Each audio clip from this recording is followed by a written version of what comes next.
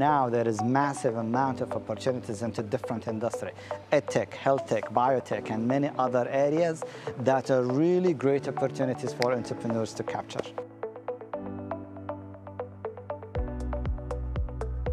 As we live through the pandemic, those kind of shifts create those cracks into different industries that creates opportunities. The key aspect that I think all of us need right now, which is a key aspect of resilience as well, and that of course is hope. Hope that things will get better, hope that we can make it better as well.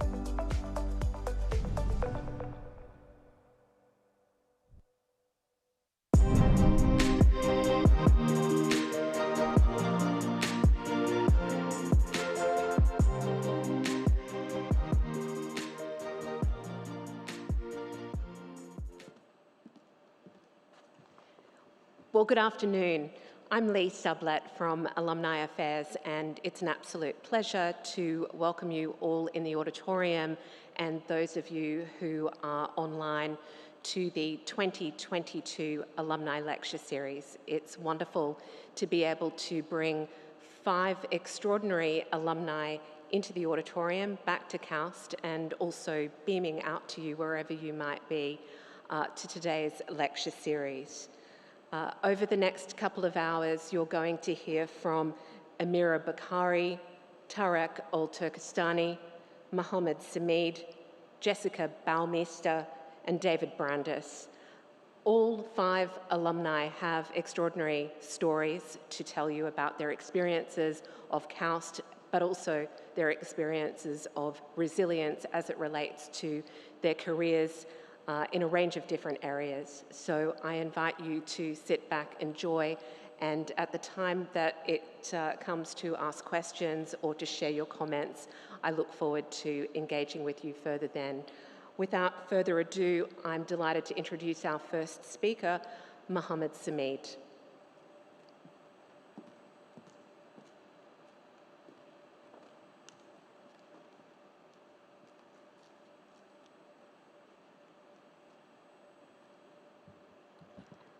Thank you so much, Lee.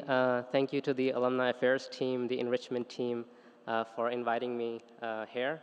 It's a pleasure to be back at KAUST after almost 9 years, and it's an honor to be able to talk to in the Alumni Lecture Series.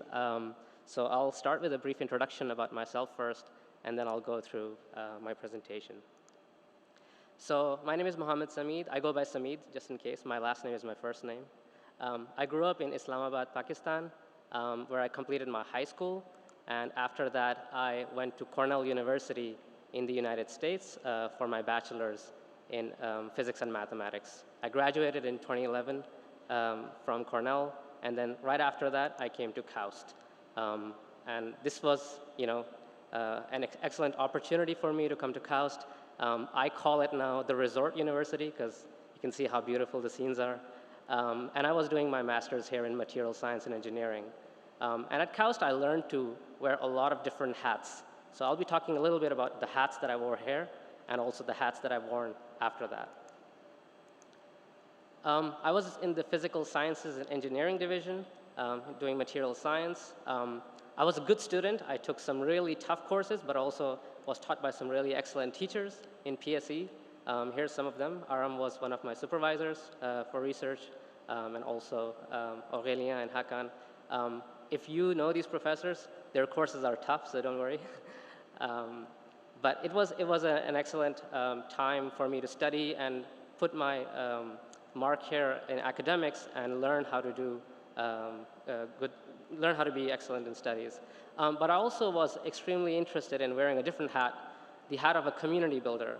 I love being around people, I love making friends, so I shortly after that joined the KAUST Graduate Council in the grad life area, where I was organizing events like quiz nights and Monday lounges and movie screenings to get people together, to have fun, to have a good time, to learn from each other, not just in the classroom, but also outside the classroom.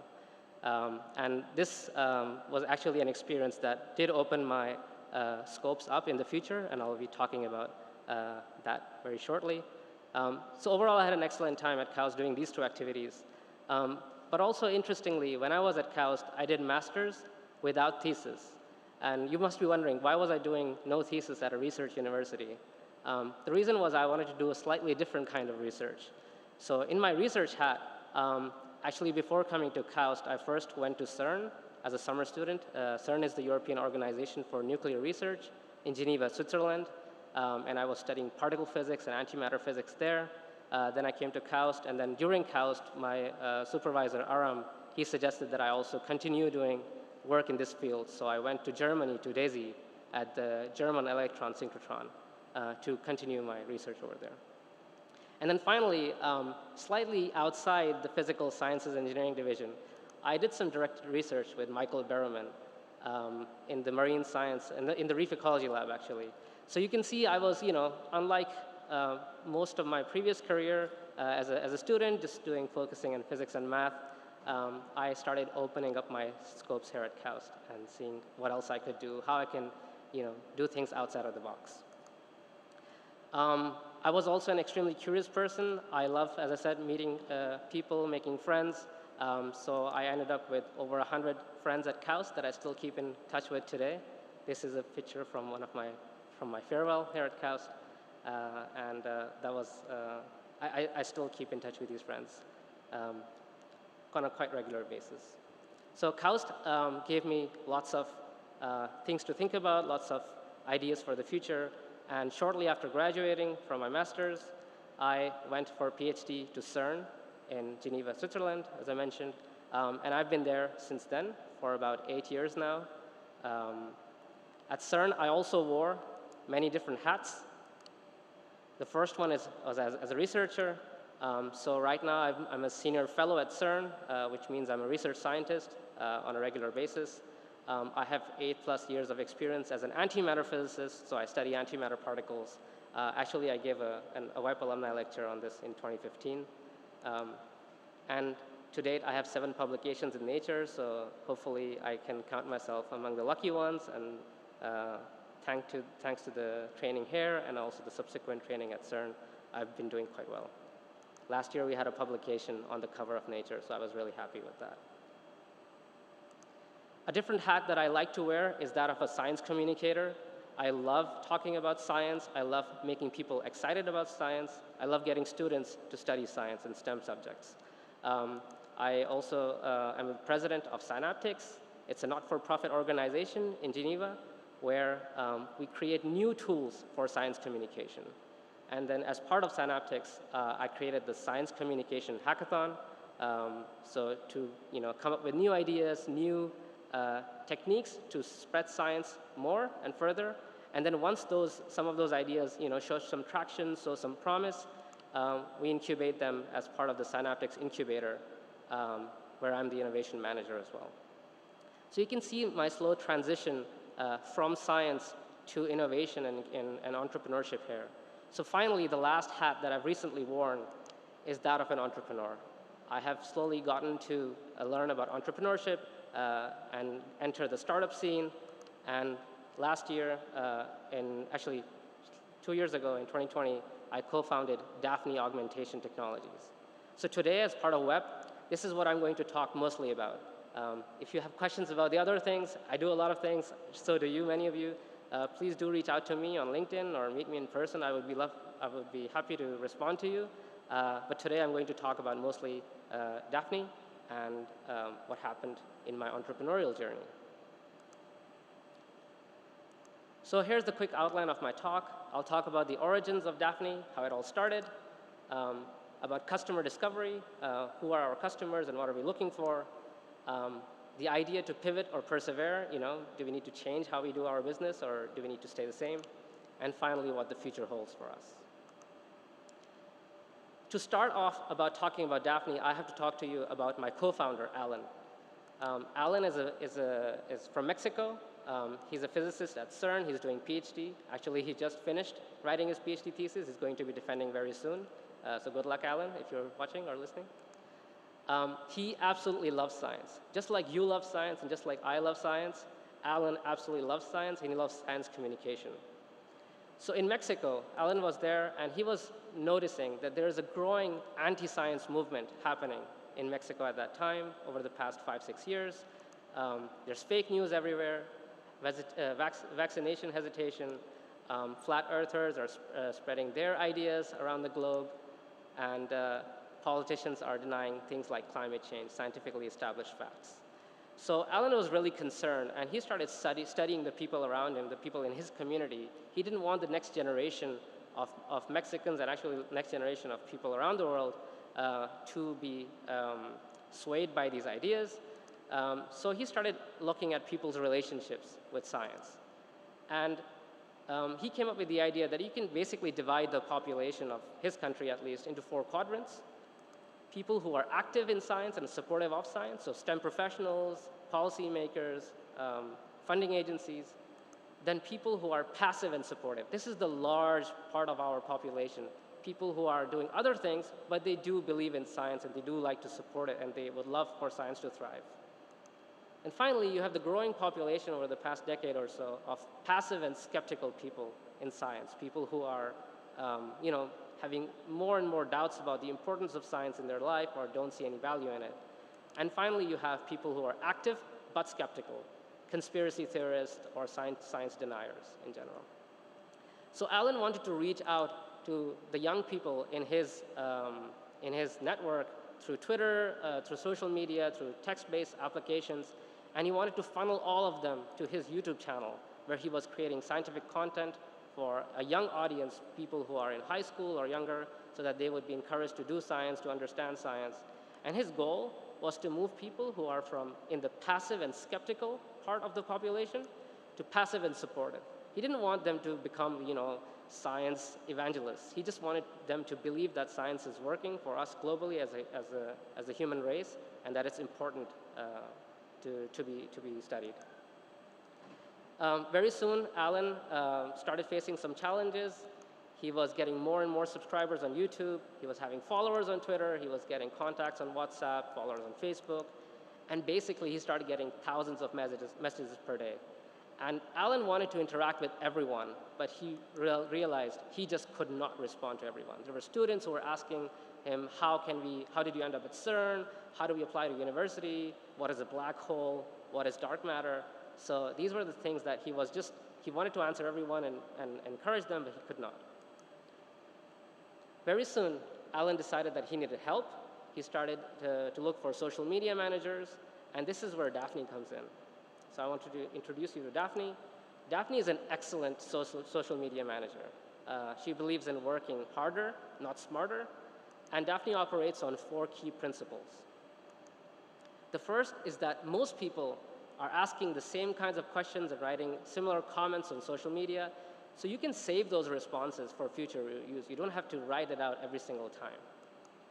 Secondly, people love personal touches on social media. So it's extremely important that if you're writing a message to somebody on social media, sending them a text about something you've written before, that you personalize it to their condition. Thirdly, you can't anticipate all questions and you can't pre-save all answers. So it's extremely important to actually engage with your followers on social media in a natural way, so you should be able to quickly switch between saved responses and natural conversation. And finally, Daphne believes that there should be a human in the loop in the decision-making process. Technology is awesome. Technology makes your lives really easy. But at the end, you should decide what you want to engage, how you want to engage with someone, when you want to engage, and what you want to send. So Alan and Daphne have been working together since 2019. Alan has the YouTube channel This Charming Quark. It's in the Spanish language because he's from Mexico and he has audiences in Mexico and Spain. He has about 10,000 subscribers on YouTube, 91,000 followers on Facebook, 106,000 followers on Twitter, and similarly on Instagram. And he gets more than 1,000 messages every day. So the problem is still there. But here's the catch.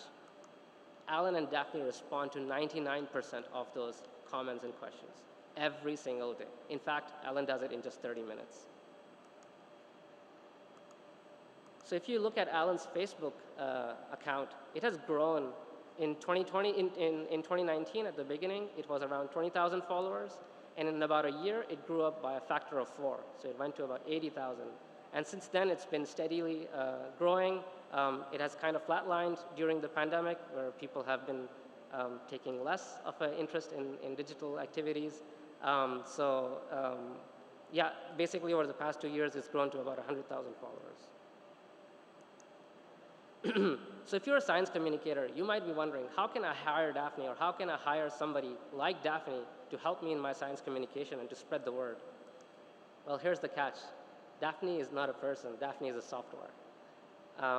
So Alan actually created Daphne specifically to help him solve this problem. And I, as a science communicator, he reached out to all the science communicators at Cern, and he said, hey, would you help me in this journey? Would you help me in spreading the word and creating science more accessible for students and for people who are looking for answers? But looking for answers not from a chatbot, not from a website, but actually from real scientists. So we decided to use Daphne together and to see if we can get more science communicators involved. Daphne works in really 3 simple steps. Step 1 is you save your knowledge base, you save your frequently asked questions, you save your most common responses into Daphne as snippets. You use personalizations when you engage, like name or location or date or other things about the context of the person you're talking with. And finally, you can then rapidly send personalized snippets and using hotkeys on the keyboard, and then you can also switch in between to just writing your normal answers. If you don't have a pre-saved answer, you can just write normally on social media. It doesn't take that much time. So I made some videos of how Daphne works. I'll go through them. So first, you download Daphne as a Chrome extension. You log in with your email and password. You can create an account rather quickly. And here you have the Daphne dashboard in the beginning, which is kind of empty.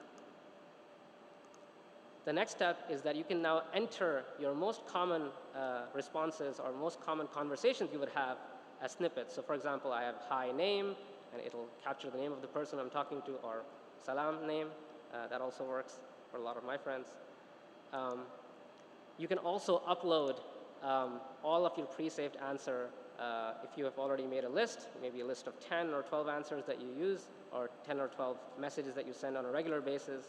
Upload it directly to Daphne, and then here you have a list of all of those messages that you can then eventually use in your conversations. And then finally, you're ready to go. You can start engaging with people on social media. So I wanted to tell people that I'm here at KAUST. I'm giving a talk on WEP, and I want to engage with all of my friends that I've not talked to in a long time.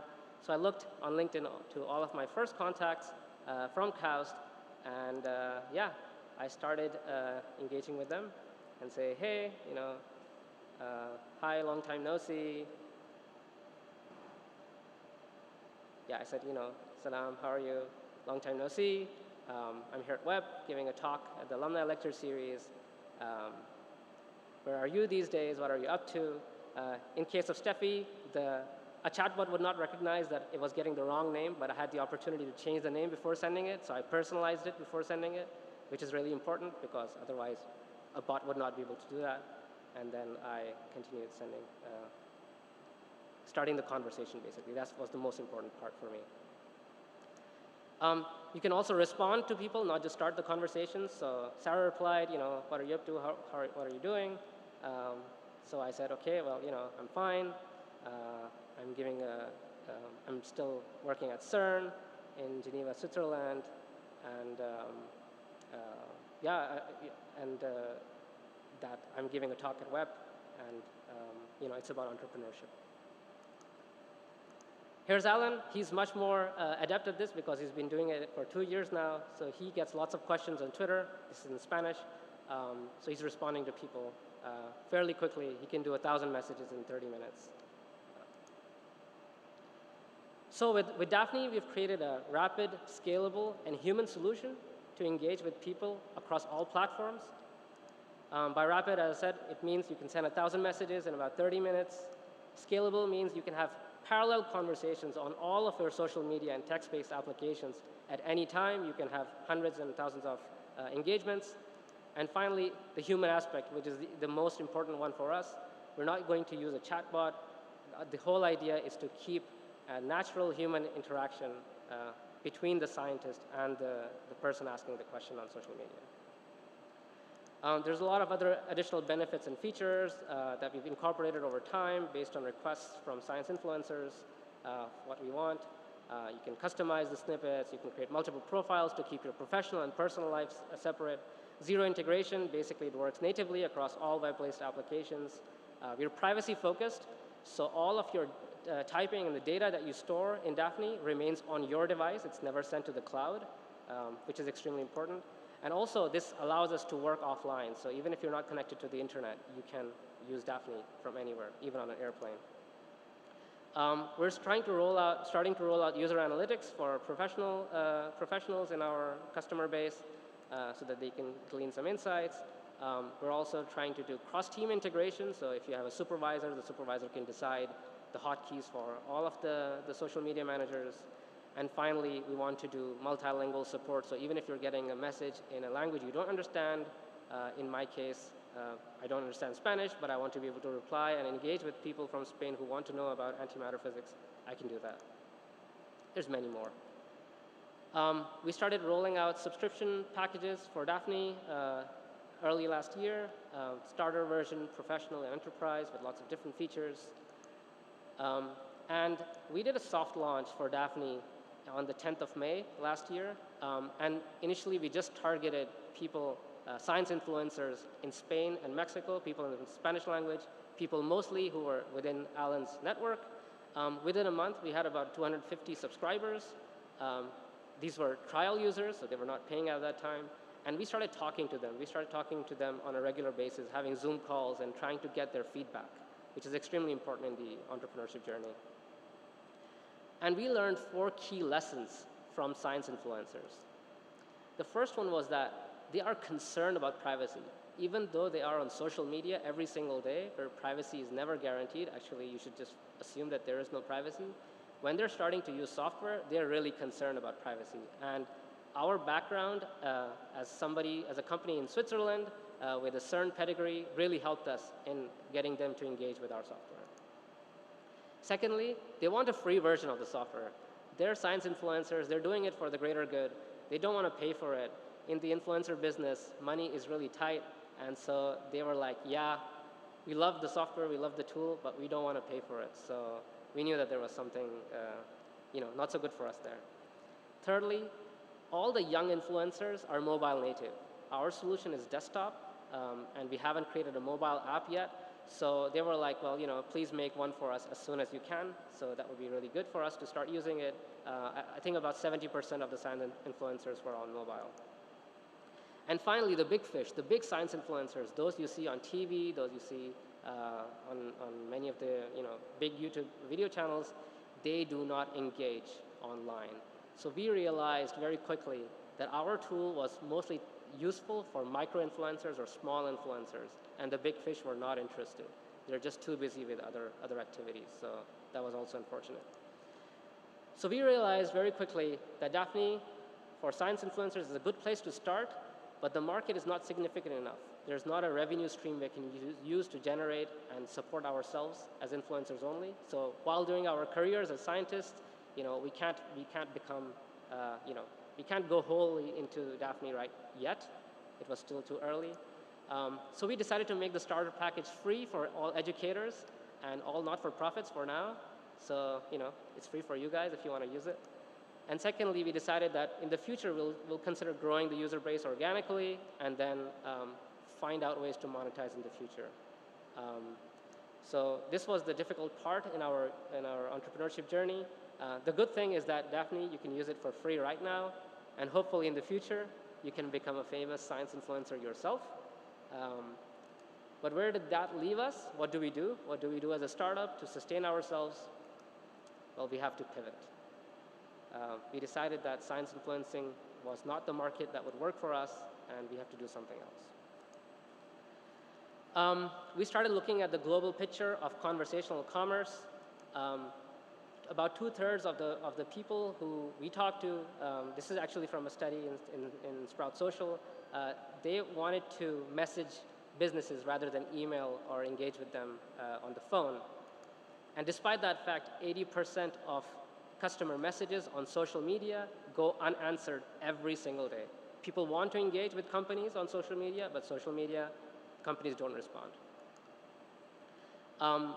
This market has a huge growth potential. It started at $5 billion in 2019 and is growing at a 30% rate annually, and it's expected to become about $18 billion by 2024.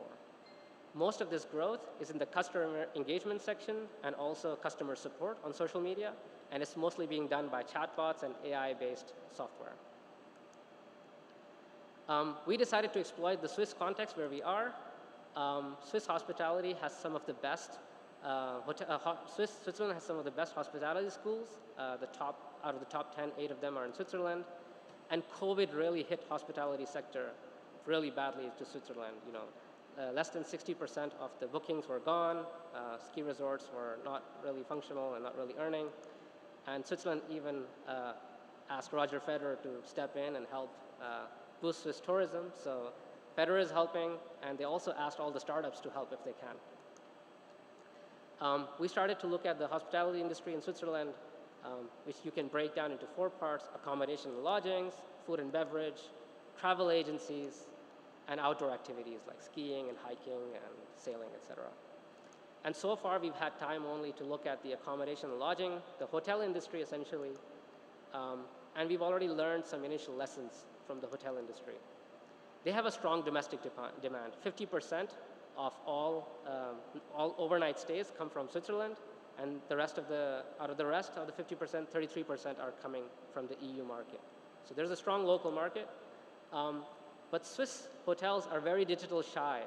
33% of the hotels don't even have a functional web page where you can make a booking. So it's really, really, really drastically bad there. They also don't cultivate customer reviews, so you don't really get to see any reviews, how good or how bad the hotel is. But they have a strong desire for direct bookings. You know, online travel agencies like Booking.com have a large market share, but they take a large fraction of the revenue from Swiss hotels. So they want to engage with their customers directly and be able to tell them that, look, if you book with us, you're going to get the best offers. And staff shortages during COVID has really hit them hard. Small hotels are not able to survive anymore and remain open. So we saw that digitization in Switzerland has a lot of potential for positive impact in generating revenue. We're starting now by onboarding a few small hotels as pilot customers to demonstrate that we can deliver value and help them engage with their customers. And we want to also offer consultation services to ease the digital transition because they really haven't started that yet. So this is the roadmap. We were founded in 2020.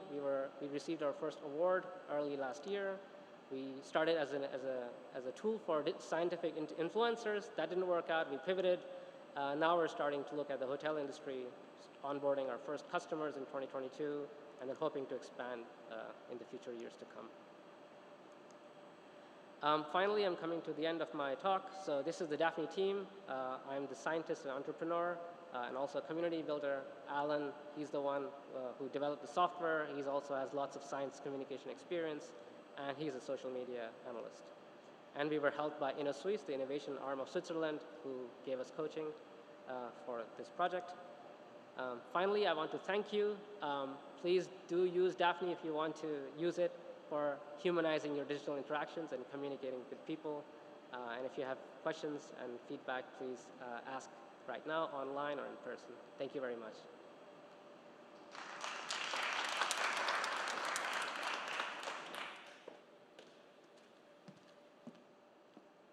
Well, Smeed, thank you so much for that presentation.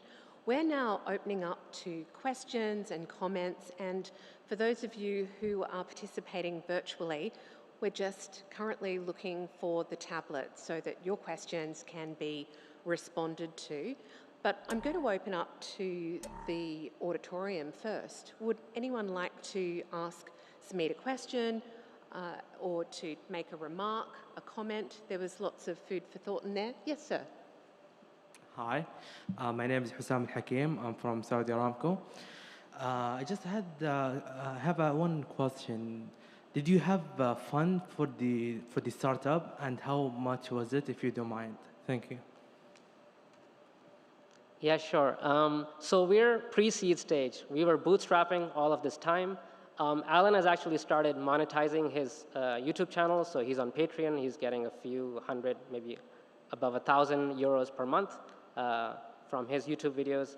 But our whole idea is that we want to validate the customers before we start receiving funding. So we, in my roadmap, I think I showed that we're going to raise about 300,000 euros for a pre-seed round in 2022, this year.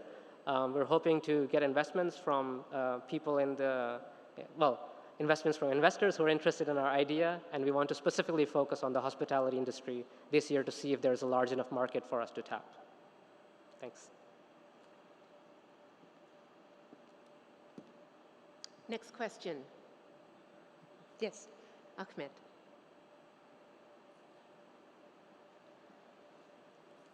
Thank you, Samid. Ahmed Al-Fadl. It's really great to have you back here. You're known to my colleagues and friends as the accomplished scientist. It's really great to see that you are actually wearing multiple hats. My question is, how do you manage your time being the successful scientist, but in the same time being the CEO of a startup that has a great product and it's trying to maneuver its way through success and growth? So I think that would be very important for those who would like to seek entrepreneurial career beside their academic or their career in the industry. Thank you. Yeah, thank you, Ahmed. It's a really, really good question, and it's extremely hard to manage your time. So when I started doing this, all of our coaches were saying, well, you need to work on your startup full-time, and you need to have skin in the game, which is really, really valid point. But we wanted to be sure that when we jump ship, that there is a product that we have that people love, that people are willing to use and willing to pay for. So if we had moved to working on Daphne full-time for science influencers, we would not be able to succeed. And as scientists, we would also lose our reputation that way. Managing time is easier now because we have a product that works for lots of the users that are using it. And we have an agreement with our employers that we're going to spend about 20 to 30% of our time on this. So, for 4 days out of the week, I'm an accomplished scientist, or at least I hope I'm accomplished. But for 1 day of the week and also on weekends and overnight, I work on Daphne, so does Alan, and we get lots of help from people in our community to do that. I think at some point very soon, once Daphne is successful enough, we're going to start working on it full-time. And that's the aim. That's also the goal of raising the funding so that we can free ourselves. But at the same time, both Alan and I at heart are scientists, so we're going to continue to find ways to engage with people in the scientific realm if that's where the future leads us. Thanks.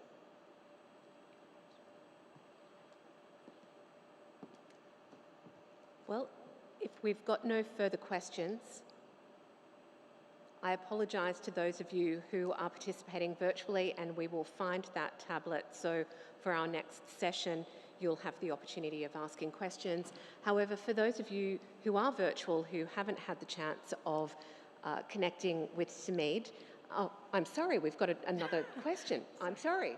No, yes. Sorry, I didn't mean to interrupt. I just took a little while getting down here. Hi. Hi, thanks so much for the talk. And I was just wondering how it was you put together like the ecosystem that you needed in order to establish your startup. Like, you manage coaches. Is this something that was available from where you work, or did you have to piece it together yourself? And if so, how did you do that? Oh, sorry. Thanks for the question. Actually, that's extremely important to have an ecosystem. In my case, when I started off as a scientist, at Cern, there's a few, let's say, the knowledge transfer department, there's entrepreneurship meetups, which I just started attending their talks, etc. I knew nothing about entrepreneurship. By the way, I recommend KAUST has an entrepreneurship program, entrepreneurship activities, so please do engage in that. When I was at Cern, I did not have any experience, but I started attending these lectures, and then very soon I realized that I have some kind of an entrepreneurial spirit. I like to develop new tools, new ideas that make people's lives easier. And so I joined InnoSuisse. So that's the innovation arm of Switzerland, where they are trying to help students, master's students, PhD students, undergrads, to learn about entrepreneurship, to get their feet into this business and learn how to actually manage a startup. Truth be told, I think if I did not have any of that training, it would be impossible to run a startup, impossible to even think about how I can handle the time constraints of being a scientist and being a startup owner myself. I think ecosystem is key. There are ecosystems pretty much everywhere around the world. I did not have to piece together anything, but I had to learn from the ecosystem which aspects are relevant to me and which aspects are not. So I think you have to be pretty picky about what you want to spend your time on. But once you get the hang of it, I think it's excellent to have these ecosystems to support you. And I mean, for hospitality, Switzerland is amazing, and I think we're in a good place in that regard. Thanks. Further questions? Great. Well, would you join me in thanking Muhammed Sameed, and if any of you would like to ask any further questions about Daphne or Sameed's career path, do get in touch with him via LinkedIn. Thank you so much, Sameed. It's a pleasure now to introduce Amira Bukhari.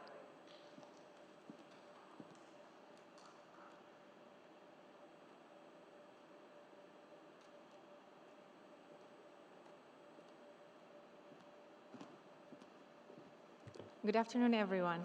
Thank you, Lee and Alumni Affairs, for inviting me to give a talk today. I'm really delighted to do so. So I would like to first introduce myself. My name is Amira Bukhari.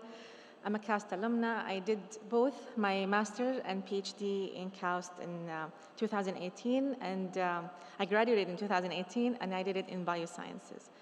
And I'm currently a scientist in Saudi Aramco at the new center here in KAUST. And today, it gives me pleasure to share with you the 4 pillars of resilience and success. So first, I'd like to ask you, have you ever imagined that a day will come where you won't be able to access any place without a mobile application? Or being able to run a whole business without having to pay rent? Or not having to worry about running errands or standing in long shopping queues because your groceries can arrive at your doorstep with only one click of a button. In only 1 year's time, hundreds of technological advancements took place to cope with the COVID-19 pandemic, which has changed our lives for good. If we look into human history, change has been a constant factor and universal theme that affects all aspects of life, yet humans have proven their resilience and capability to adapt. Wars and pandemics are great examples that show humans' ability to be able to recover and move back to their normal lives, even after experiencing extremely stressful times. And that is why today I would like to share with you my humble experience with resiliency at a time when we most need each other's help and support. So I thought of summarizing it in what I believe are the 4 pillars of resilience and success: passion, proactive, personal branding, and perseverance. So the first pillar is for passion. What is passion? How would you define it? Passion is a strong feeling of enthusiasm and excitement for something or about doing something. So you might be wondering, how is passion connected to resilience? And it might sound a little bit luxurious to think about passion in such a time. However, passion is indeed well connected to resilience, because passion is connected to inspiration. And this forms a very useful, beneficial coping mechanism during stressful times, which is very important in developing your resilience. So if we imagine that, like for PhD students, can you imagine pursuing your PhD without a passion? How would you think your 3 or 5 years of PhD life be like? I assume it won't be pleasant at all. So it also applies to your jobs, your relationships, and many aspects of your life. I have always had a passion on applying innovative sciences into real life to improve our livability and the environment. And I was really lucky to fulfill that passion with KAUST. So during my master's degree, I worked on a project for exploring the potential for local microalgal strains from the Red Sea as biorenewable resources for chemical feedstocks. And during my PhD, my project was to explore microbial endophytes that can be utilized as beneficial biofertilizers for desert farming. So my passion was fueling my inspiration, which enabled me to pursue and successfully graduate from my PhD, despite all challenges I had at that time. So having a passion is crucial and great, but do not limit yourself to a single one. Instead, broaden your horizon and explore new opportunities by trying new things. New approaches, new fields, technologies, name it. So, and I would like to share an experience, my experience in this context here is that during my undergrad, I used to have this strong passion for teaching. I loved teaching and I loved to interact with students and help them. And so I was wired since then that I'll pursue a career in academia after earning my PhD. But then I tried industry and my mind shifted completely and I discovered a new passion for me.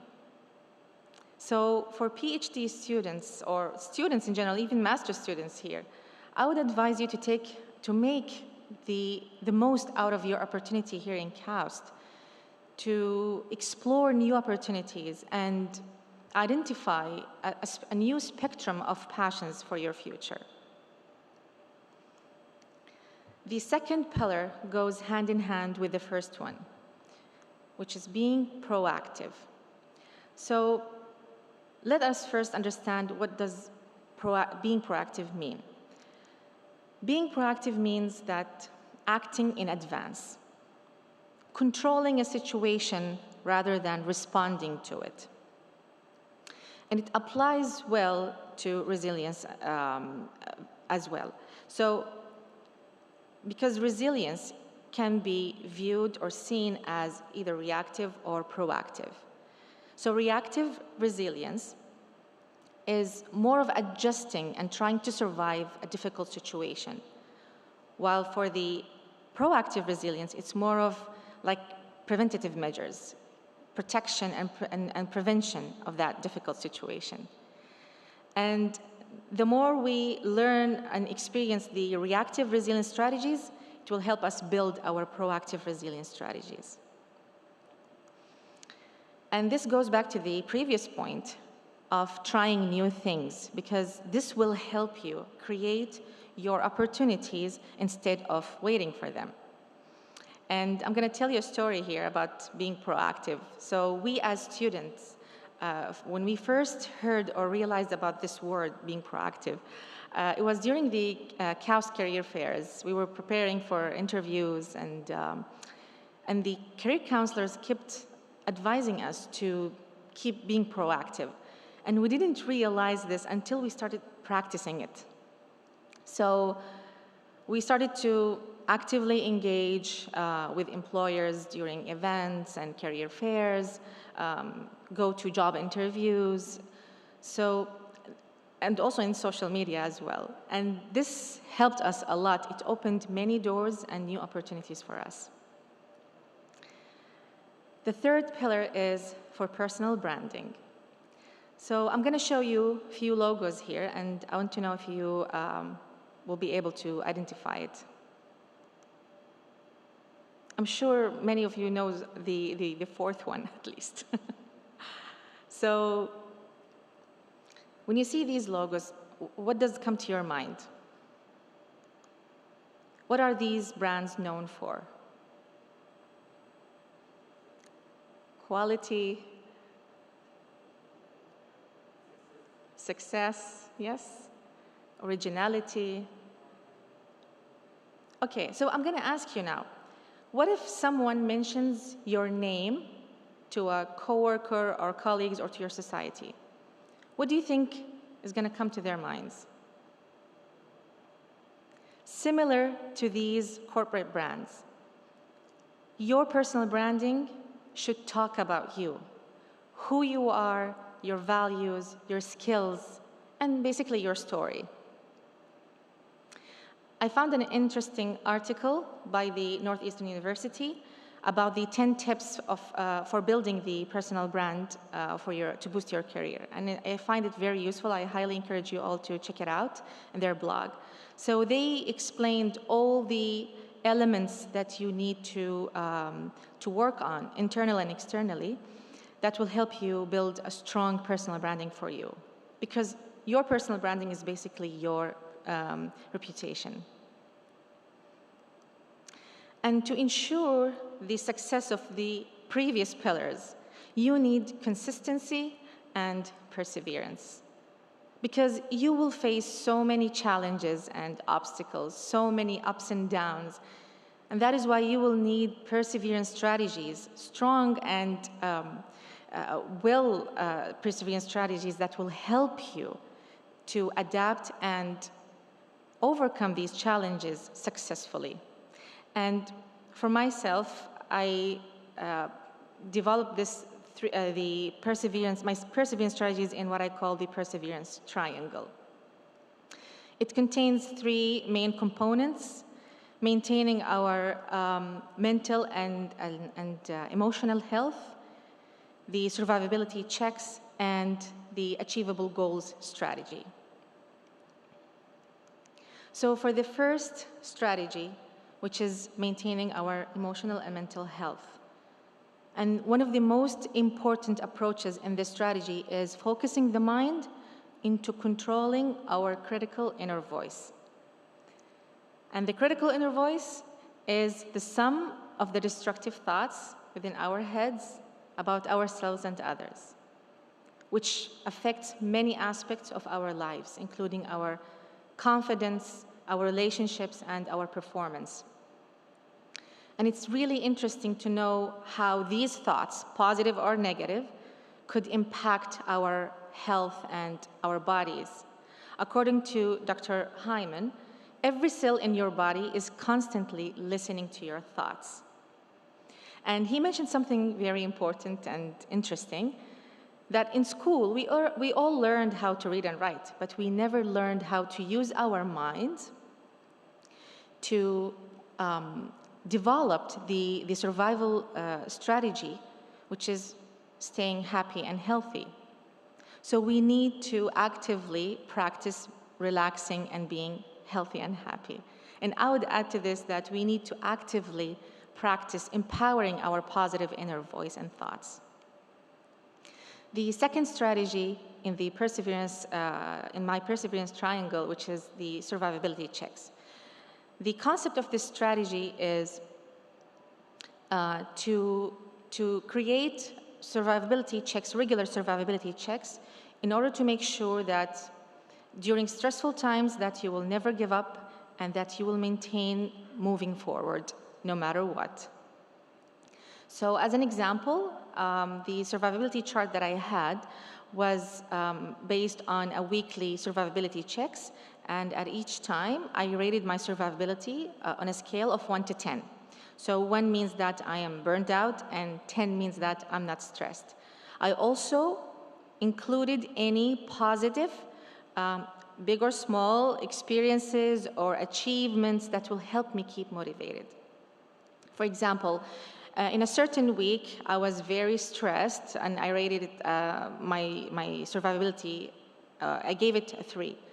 But at the same time, I delivered an excellent presentation. So I will make sure to write that down, because this will help me to realize that I can do it and I can move forward and I can achieve regardless of the stresses that I'm going through. And this strategy helped me realize that how humans possess a reservoir of resiliency, and they are able to survive with great success despite all challenges, whatever challenges that might face. The third strategy is for the achievable goals. And it's very important, especially for individuals who are going through very stressful times. It is very important to break your goals into smaller ones. So the strategy here is to set short and medium-term goals rather than long-term goals. So for example, upon my graduation, instead of saying as a goal that I want to get a job in one of the biggest companies in the country after graduation, I converted that goal into a set of medium-term goals that included, for example, to invest in my skills, technical or leadership.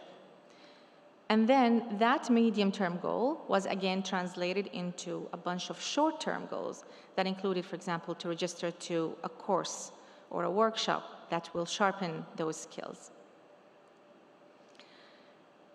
And I think of the students again, and I would advise the students to divide their research projects or into smaller tasks, achievable tasks, and have plan B to make sure that they are supporting all of their efforts. And finally, I would like to end here by saying that as we are experiencing the most disturbing time of this century, which includes one of the worst pandemics in history and the rapid acceleration of digital transformation, we either adapt or fall behind. And in order to, if we want to adapt, then we need to embrace this disruption by acquiring a good coping mechanisms such as these 4 pillars of resilience and success.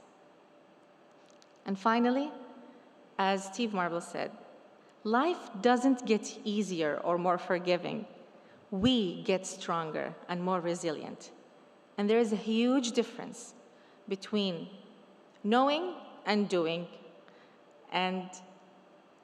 with consistency is the one that's going to make the change.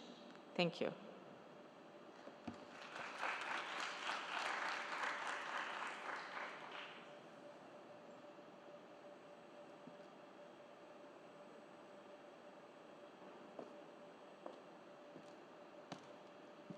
Thank you. Thank you so much, Ameerah. While we get ready to have some questions from those who are in the audience, I've got a question from one of our participants who's online, now that we've found the trusty tablet. Salim asks the question, can you describe the nature of your interactions with KAUST and Aramco in your job as a research scientist? Okay. So in our new center here in KAUST, we are developing new research and development programs such as that falls under sustainability.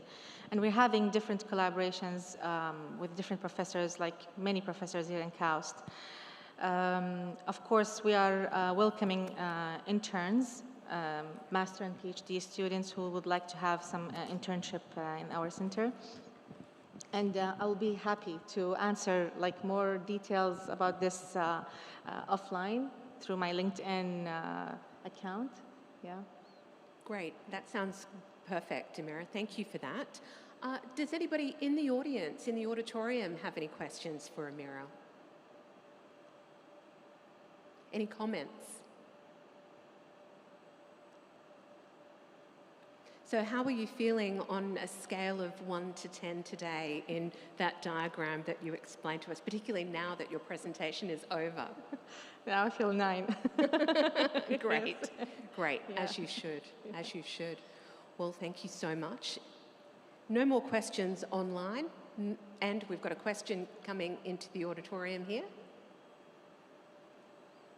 Hi, Ameerah. It was a nice presentation. So about the chart, I wanted to ask, like, I understand that I can mark my day, how it's going on and everything, but how do you think it is going to help me? Like, yes, I know how my week went, maybe a month went, maybe a year went, and if it's going bad, it's just going to eventually make me feel negative, more negative about myself, right? So how do you think, because I think there is like few days are good days and other days maybe not that great. So I think that can have a opposite impact. Like, how do you want to explain that? Thank you for that. Thank you for sharing this. Yes, I hear you, and I totally understand your point.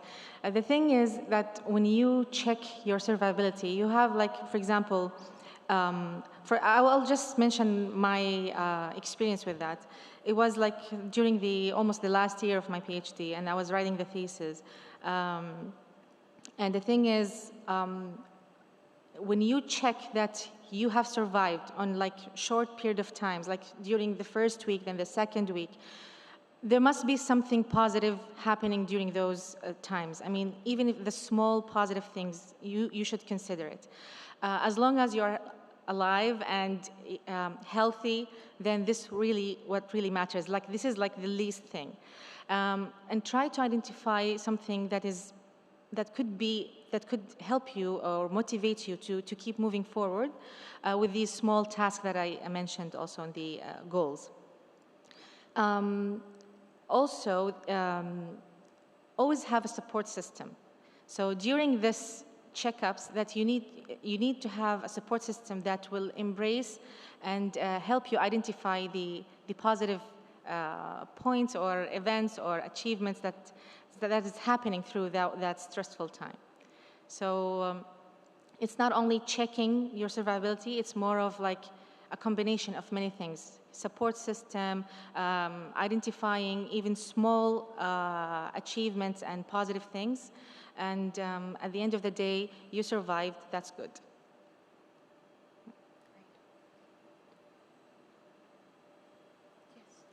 Thank you very much, Ameerah. This was a great presentation. I have just a comment, actually, because when you were talking, I remember that I've gone through really stressful times during the pandemic as well. And I get to overthink, I get to, just stress over the little things. And I learned this one thing, or I found this one picture with like a quote that's every time that I get too stressed, I read it, and I just want to go over it really quickly. So it says, 10 signs that you're doing well in life. You have a roof over your head. You ate today. You have a good heart. You wish good for others. You have clean water. Someone cares for you. You strive to be better. You have clean clothes. You have a dream, and you're breathing. And every time I read it, I just think of whatever I'm stressing out about and how small it is in the context of life that I'm in right now. Thank you. Thank you so much for sharing this. This actually answers also your question. So it's very important to notice these little things because they really matter. Yeah. We've got a couple of questions that have come in from our virtual participants. Nawada asks, what is the biggest challenge you faced during your graduate studies? And do you look back now as though those challenges are part of your resilience story?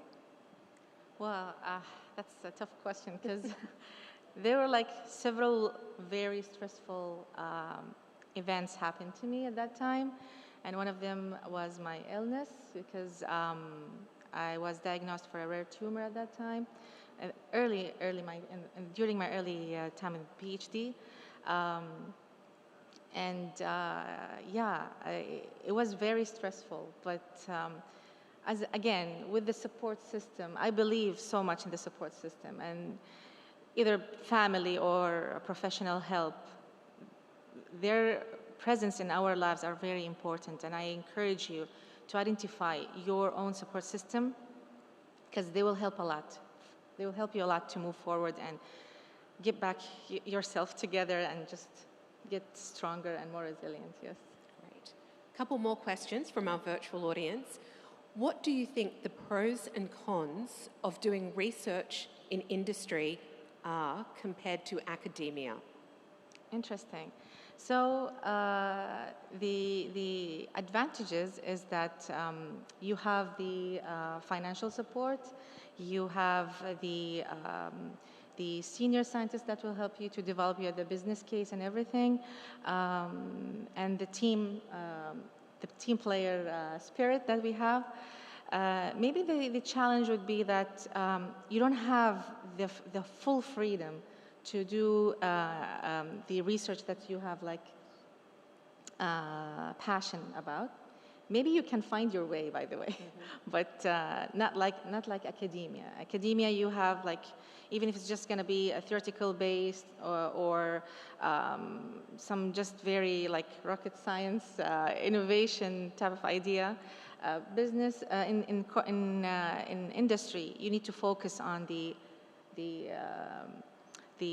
income, the value of your research. Yes. Yeah. Fantastic. All right. Any more questions from the auditorium?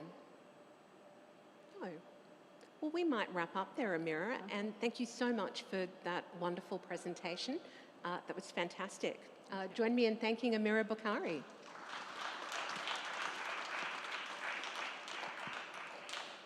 Now, our next presenter is on Zoom. David Brandis is talking with us today from Switzerland. Hello, David. Hello, hello. Can you hear me well? Yeah, absolutely. Great to meet you.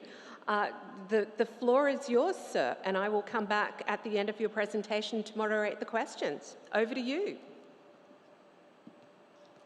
Perfect. Thank you so much, Leah, for the invitation.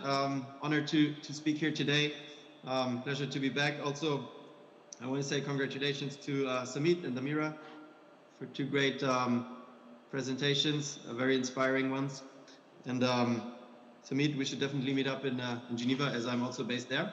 So that's already the first great encounter today, talking about building communities. Now, my passion and what I would like to spend most of this time for the presentation on is the topic of alternative proteins, a topic that I believe is very important when addressing things like climate change and the progression towards a kinder world, and we'll also see then in how far that resonates with you and the audience in general. So I want to talk first about a brief introduction on myself, then really discuss the nature of alternative proteins. So what are they? What do they do? Why do we need them? And also look a little bit into the local context and the application in Saudi Arabia and the region, or as we say at KAUST, the region and beyond. So let's dive into that. And the clicker works, perfect. So firstly, on myself, I'm not going to spend too much time on that, but just to cover the basics here. I might be one of the more tenured KAUSTians, being part of the inaugural class back in 2009, when everything was really just being built. So it's a pity I can't be there today in person, but I'm looking forward to make up for that potentially later in the year, to see actually the changes of the place from 2009 until now. 13 years, it's quite a lot. So in any case, my background academically has been first with the Technical University in Berlin, where I studied industrial engineering. So it's a mix of both engineering and business. Then spent time, as mentioned, at KAUST on graduating in marine science, and then went on to Berkeley for some postgraduate studies and research. So this is really where I built my let's say, academical foundations between 2006 and 2010, and where I really understood that my interest is pretty much sparked by bridging the technology and sciences, as well as business opportunities that emerge from the application of those technologies and sciences. And from a, let's say, more of an ethical perspective, what really drives me is to find opportunities where the company can do well by doing good, right? And doing good means really delivering value to the society, to the planet, and not just working towards a more, let's say, hedonistic place, but really creating lasting and sustainable change. So those are the this is kind of the intersection that interests me the most. Doing well, doing good, sciences, and the business application. Those, I think, those four corner points are what are inspiring. So I went on after the academical foundations to gain some work experience, which brought me actually the first time then to Geneva, Switzerland, when starting with at Procter & Gamble, large consumer goods company. I guess everybody knows it. And they are headquartered, at least for the European and Middle Eastern business, in Geneva. So this is where I ended up, where I am still. Then spent around 4 years at McKinsey as a classical management consultant, engagement manager, and finally was headhunted to join Migros, which is the largest food retailer and producer also here in Switzerland. And this is really at McKinsey and Migros where my passion for food developed, and specifically for alternative proteins, being a solution to replace livestock meats and proteins at scale. And I went on in 2019 to found a company called Piece of Meat, which is focusing on developing what we call cultured meat, and we'll talk about that a little bit in the presentation. Essentially, you're taking cells from an animal, and then you cultivate those cells in a bioreactor to a larger mass, which can then be consumed as a meat alternative. So we founded that company, and that company also was then later on acquired and is now listed together with the acquiring party on NASDAQ. So this was quite a successful, let's say, entrepreneurial journey. And since that time, I'm also actively investing in that space, both directly into companies, but also as a what we call limited partner in venture capital firms. So basically, supporting venture capital firms to then reallocate capital into companies and startups that are playing along those principles of doing good to society. So those are the companies I like to support and that I like to build myself. So you have my email address here. Feel free to reach out at any time if you want to discuss anything around the startup ecosystem, alternative proteins, investments, and so forth. So let's go on to the actual content part after we have now concluded with the introduction. Actually, I do want to share just a couple of more slides on the passion here. So what I'm really inspired by, as said, is developing solutions that are good for our planet. So reducing CO2 emissions, reducing the use of land and other resources like water, and really also helping the animals to not be used as a pure to kind of escape that animal husbandry situation where we grow and use animals for our human benefit, whereas we could also do that through, for example, synthetic biology and just by using other materials and other food products. So it's really for the planet, for the animals. The number here on the left is really what is it? 2 trillion is the number of animals killed every year for human consumption. I'm not sure if I'm getting that number right, but it's horrendous from my perspective. So it's really something that's very dear to my heart to find solutions for. And then lastly, it's also for innovation. So there have been some great advancements in innovation in general. You know, there has been the, let's call it solar revolution. There have been electric cars coming onto the market. I missed those two opportunities to get active as an entrepreneur. But now with the advancements of synthetic biology in food, it's a great time to actually right now get started in that domain. And how that domain looks like, I want to talk a little bit in the coming slides here. So what are alternative proteins? They are really a substitute for traditional sources of animal protein, right? So for your meat, for your egg, for your dairy products, you can now find alternatives to those in almost every category. Gelatin even, we talk about not only final consumer products such as meat, but also really functional ingredients. So they can be derived from plants, from fungi, from microbes, or also from animal cultured cells, as I mentioned briefly in the introduction. Right? And those alternatives, they're really becoming increasingly popular. You find them in the supermarkets. They are category defining products, and they are receiving large support not only from the vegan or vegetarian society, but also from flexitarians and you know, as you could call them, reducitarians, so meat eaters that do see the ecological impact that they could have by reducing meat, and therefore try to make an effort, you know, once a week, twice a week, or you know, Veganuary. So the vegan January is a movement where some people say let's just try to not consume animal proteins for 1 month in a year. So there are different models, I think, that that consumers are applying in order to reduce their consumption of you know, animal derived products. But so why are they so popular, and which sorts exist?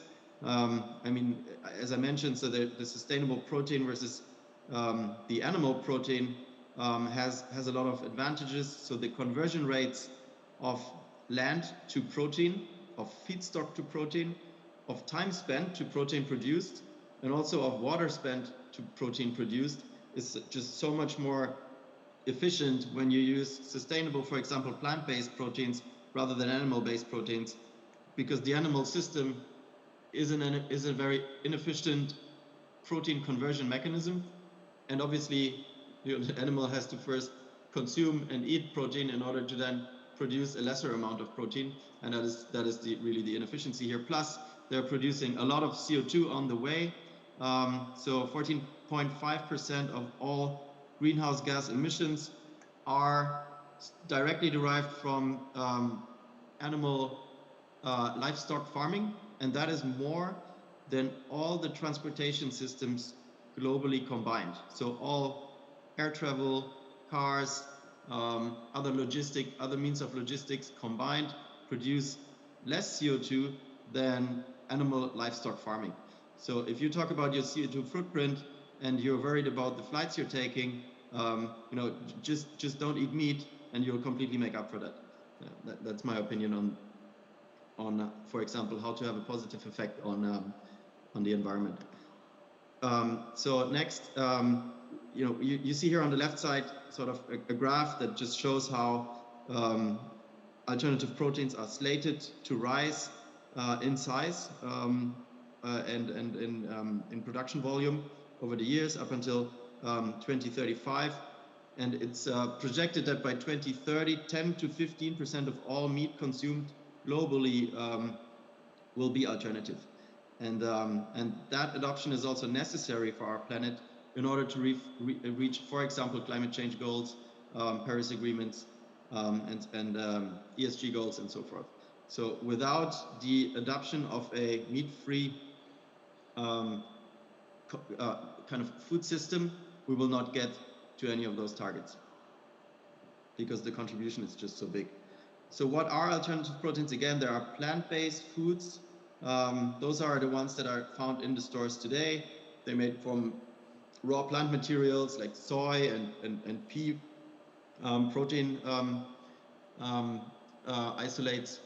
and those ingredients, they're then processed and mixed and together with flavors and binders, and then a final product, for example, a burger is produced. Of course, proteins can also mean dairy, right? And here you know the regular dairy products like I guess from Oatly, kind of oat milks, soy milk, rice milk, almond milk, coconut milk. So there are so many replacements for milk, and then also for meat, you find an equal amount of replacement opportunities. Big brands here are Impossible Food and Beyond Meat. Beyond Meat also being Nasdaq listed, Impossible Food I think probably listing this year.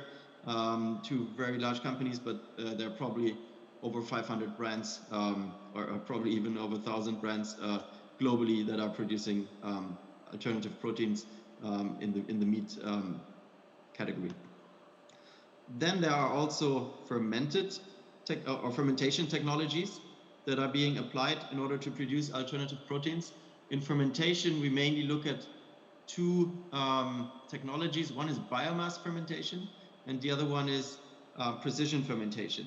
But they both have in common that we use now microbes that are growing in fermenters. So you have a microbe, for example, a mycelial fungus or a certain yeast strain. You put them in a fermenter or bioreactor, as you can call it, and you feed them with a carbon source and with a nitrogen source. So, for example, mainly sugars. And on that sugar, the microbe is growing, and you develop an organism that you can then harvest from the fermenter, and that is very protein rich and can also be flavored to the likes of the consumer. So that is a technology that is currently very up and coming, where that we apply in order to produce a protein alternative out of a fermenter. So quite nice technology. We'll get to the other advantages of that in a second, but just to cover the basics here. And then there's cultured meat or cultivated meat, as you can also call it. Here we take an animal cell or a cell of an animal, for example, a stem cell. So ideally, it's a let's say very young cell, a cell that is both pluripotent, so it can develop into certain target cells, for example, a fat cell, a meat cell, and then it's also ideally continuous. So that cell is continuously doubling without, so it has basically an unlimited, what we call proliferative capacity. And that means you, in the end, in theory, only need one cell and a bioreactor, and then, of course, feeding media. And with that one cell and the bioreactor and the feeding media, you can produce unlimited amounts of very meat-like products, because on the molecular level, the product that you're producing here is the same as livestock meat, right? Because you're growing it from the actual animal cell. So a fantastic technology. It's in R&D stage, but it's making a lot of waves, and it's already actually approved in places like Singapore and potentially other countries over the course of this year.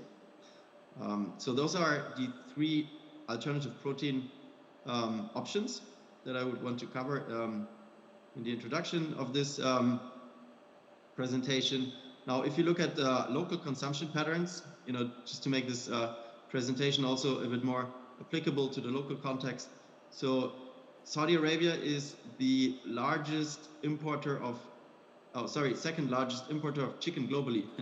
So there's a lot of, so Al-Baik is probably a very large customer. We've seen the logo before, I think in Amirah's presentation, and it's mind-blowing that Saudi Arabia is actually the second largest importer of chicken globally, and they're importing over $1 billion worth of chicken, which also means, by the way, from a food security perspective, if you're such a large importer, that you are really dependent on your logistical or kind of your supplying counterparts to actually supply you that protein, right? And if you're, as a country, dependent on importing protein from other countries, that makes you very vulnerable. So from a Saudi perspective, it might be actually in the best interest to find a solution to produce protein in country, and that is also probably very top of mind for some of the political leaders. And then also Saudi Arabia is the largest consumer of red meat in the GCC, And here we're talking about a over $8 billion industry. So fermented alternative proteins that we discussed before, where you take a strain, you put it in a bioreactor, you feed it with sugar, could be a solution to actually in country produce most of the protein that that is being consumed, or at least replace part of it, right? We do have dates in Saudi Arabia, and dates have been studied to be an excellent source for fermentation. There have been quite some studies around that, which I can make available in case there's interest. And by using this abundance, for example, of sugar and in the region, and then the sun, obviously, because those fermenters also need a lot of energy, you could have a very nice system to actually produce alternative protein in country without the need for imports, or again, at least reducing the need for imports. So Saudi Arabia today consumes around, let's just say, consumes a lot of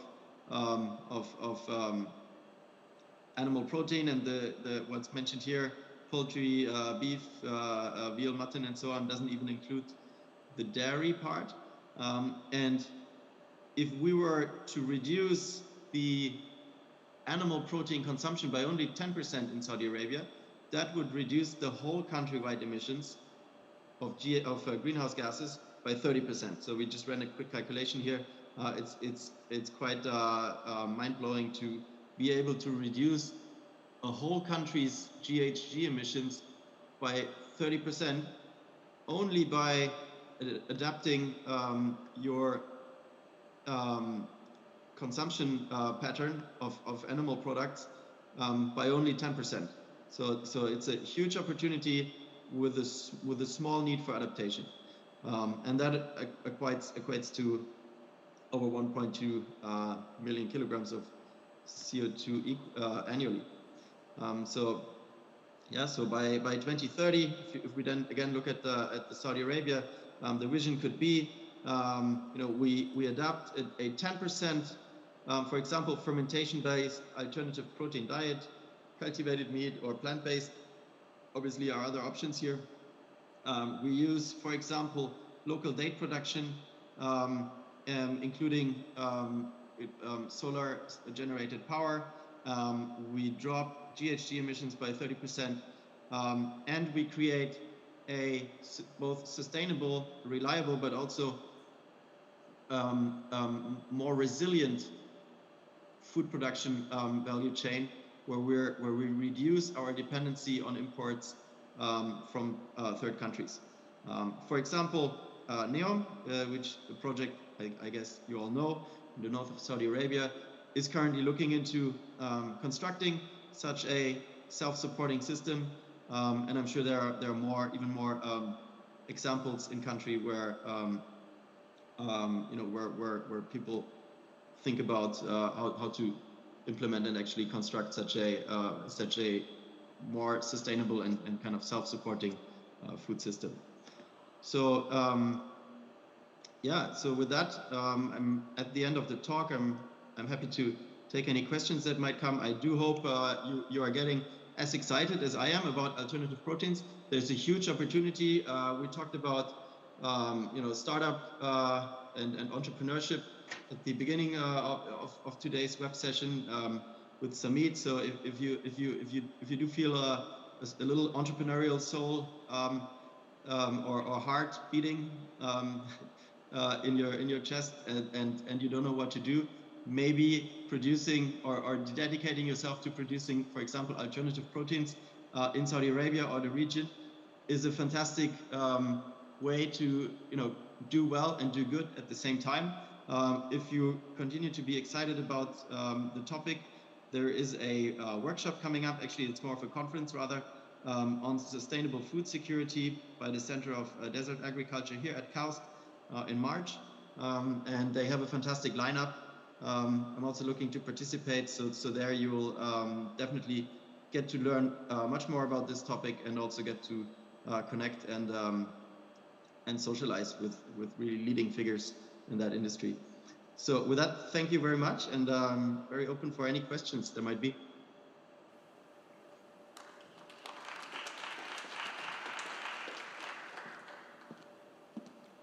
Well, thanks so much, David. We'll wait for some questions to come in virtually, but auditorium, does anybody have any comment or any questions for David?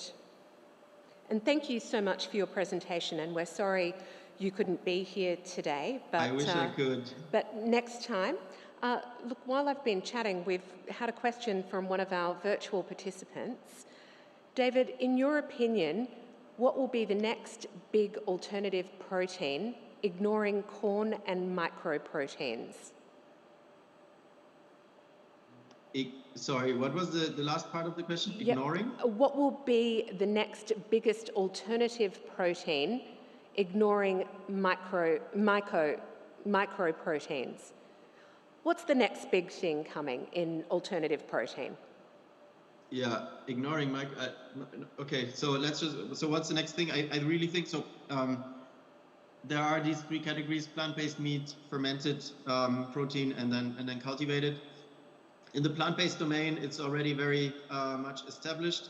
However, here we will see probably a revolution towards more whole-cut-like meats. So really your steak replacements. There are a couple of innovations and technology advancements in the plant-based meat domain that now allow us to create more three-dimensional meats. One of them being actually 3D printing, which is quite an amazing technology coming up.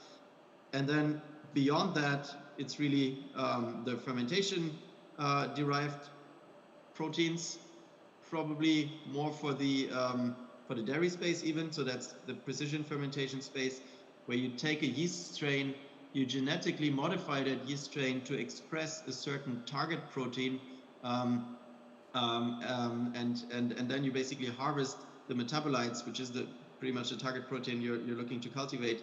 And that protein could be an egg replacement, a whey product, could be any sort of dairy fat, and then you use that target protein in order to produce your for example, your consumer-oriented dairy product. And then with a longer time horizon, I would quote the cultivated meat coming up. So this is where you take animal cells, grow them in the bioreactor into larger volumes, and then turn them into a consumer product. That is a technology that is currently in R&D stage. It is a technology that has a huge potential because it just creates so much more realistic meat alternatives and really similarity to the livestock meat, but it will take a bit longer to come to market at least at large scale and at low cost. So a bit of a generic, well, maybe not a generic, but a many-folded answer. Okay, great, thank you. You studied marine science when you were a student at KAUST, and as you acknowledged, you're one of our founding class alums. So marine science to doing what you're doing now, has it been a significant shift over the last 10 or so years professionally as you've morphed from what you thought you might do professionally to what it is that you're doing now? Yeah, so I think the common theme in my life is really to be driven and to do what I'm really excited and passionate about doing, and not what I know how to do. So when I actually came to KAUST, I thought, okay, computer science is maybe the most helpful one, but will it be very fulfilling for me? I don't know. All sorts of other, electrical engineering and so forth is probably intellectually very challenging, but or at least let's say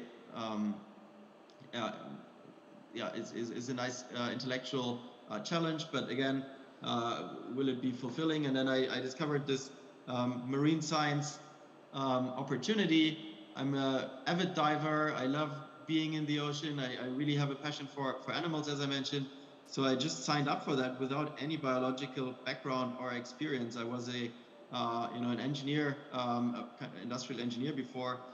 So I really just went for it. And then later, discovering alternative proteins again is a sector that I just kind of ran into through my professional experience, and then decided to dive into it. I'm really driven by passion, and then just have this just go for it mentality, I guess. So there, those points are not, there's no, let's say, logical path from one point to the other than what they have in common is a, you know, an kind of inspiration for discovering new things that play along this do good, do well kind of methodology, and at the same time are a kind of a scientific and business challenge and opportunity. Fantastic. Thanks for that answer. And while you've been chatting, we've had another question come in from our virtual participants. How does the cost of alternative proteins compare to conventional meat dairy? And can current production fulfill demand for the population? Yeah, so two good questions. There are two distinct questions. So the first one on the cost, and then on the let's say capacity and production volumes. So if they can fulfill the demand. On the cost side, I mean, you already see it today, right? In the plant-based meat domain, we are at price parity. Also, I believe Impossible Foods now wants to actually get way below, I think it's 30% below the actual price of red meat. So there we are at parity. And that said, the livestock meat industry receives huge subsidies. So meat growers receive governmental subsidies in almost every country. You know, in the US, the stables are heavily subsidized. The feedstock, so the grains, and the grain growers are also subsidized. So we receive, or we achieve already today price parity of plant-based meats to livestock meats, even without factoring in the subsidies that the livestock meats receive. And then on the fermentation side, it's the same, because you basically just need sugar, and from sugar you grow protein, and sugar isn't particularly expensive. And then of course there's the energy, which depending on where you source it can also be cheap. So yes, there we are also at price parity. In cultivated meat, it's a bit tougher because the infrastructure you need is far more complex, and the growth media is also more expensive. So there we still have some way to go. And then on the second question, if we can fulfill demand, yeah, so totally. I mean, if we just take the plant proteins that we feed to the animals and kind of eat it ourselves, and it's a more efficient system, then yes, we can supply that demand and save resources even at the same time.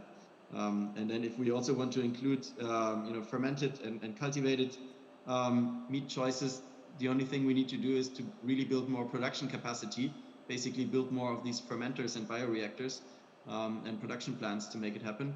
But that's a capital question rather than a scientific one. Great. So a capital allocation question, yeah. Question, is your diet 100% plant-based? Yeah, excellent question. So it wasn't in the past. I started to cut out on first chicken and then pork in probably around 2016, I would say. And then as soon as I fully dove into the let's say plant-based world from a business perspective, I underwent more of a drastic change and cut out all animal, not only proteins but also products, like talk about leather and whatever, like omega-3s and even so I cut out all the animal products from my life. Then I slowly integrated part of the dairy products back in. So I'm basically not eating any meat, not eating any egg, but I do like a good fondue here in Switzerland. And cutting out on the cheese has been very hard. Yeah, especially here in Switzerland. And that's also one category where I have just not seen good replacements so far, because cheese is just such a difficult product, I think, to replicate. There are so many forms of cheeses. They have distinct tastes.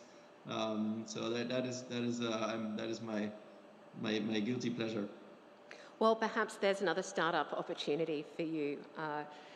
Good tasting alternative cheese. Now, does anybody have a question? We've got somebody coming up to the microphone. Hi there, thanks for the talk. And just off of the last question, it made me wonder, I wonder if you could talk a little bit about the experiences that you have when you try to communicate this to people, because I guess pretty much every time you sit down to eat, you say what you do and you're eating, and people might either challenge you on what you do or have resistance to wanting to change, or not very much like that you are choosing a different type of food to them, or you're challenging traditions. And how do you navigate through those conversations without it being, yeah, a sticking point? Yeah, so I think, I mean, most importantly, I'm really, let's say, non-militant there, and I try to educate rather than to prescribe, because I mean, who am I to prescribe other people what to eat?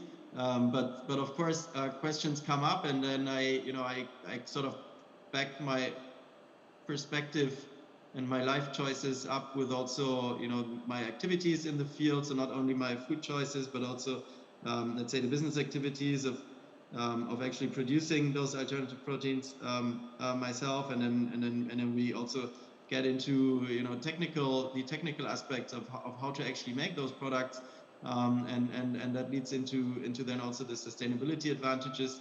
And so I'm having quite good experiences by not being too evangelizing, but then also being able to go very deep when it comes to an interesting or interested discussion, or a discussion with an interested partner, and then just very factually covering those points, but then really in a non-judgy way, right? And for example, over the Christmas season, I've been with my family, and it was great because they make these filet medaillons in a so it's a range of filet medaillons, and then you put that in the oven, and it has like a cheese sauce all over. And I recently invested in a plant-based meat startup that actually creates plant-based filet mignons, and I could just in the same dish, just add my plant-based filet mignons and put that all together in the oven, and then really share a very integrated culinary experience with the whole family. And then of course everybody was also super interested in trying the other version of the product, and it was really a great experience. And I think we just need to really integrate those options all together on one dish, on one centerpiece, rather than to separate the two, let's say, cultures, if you see what I mean.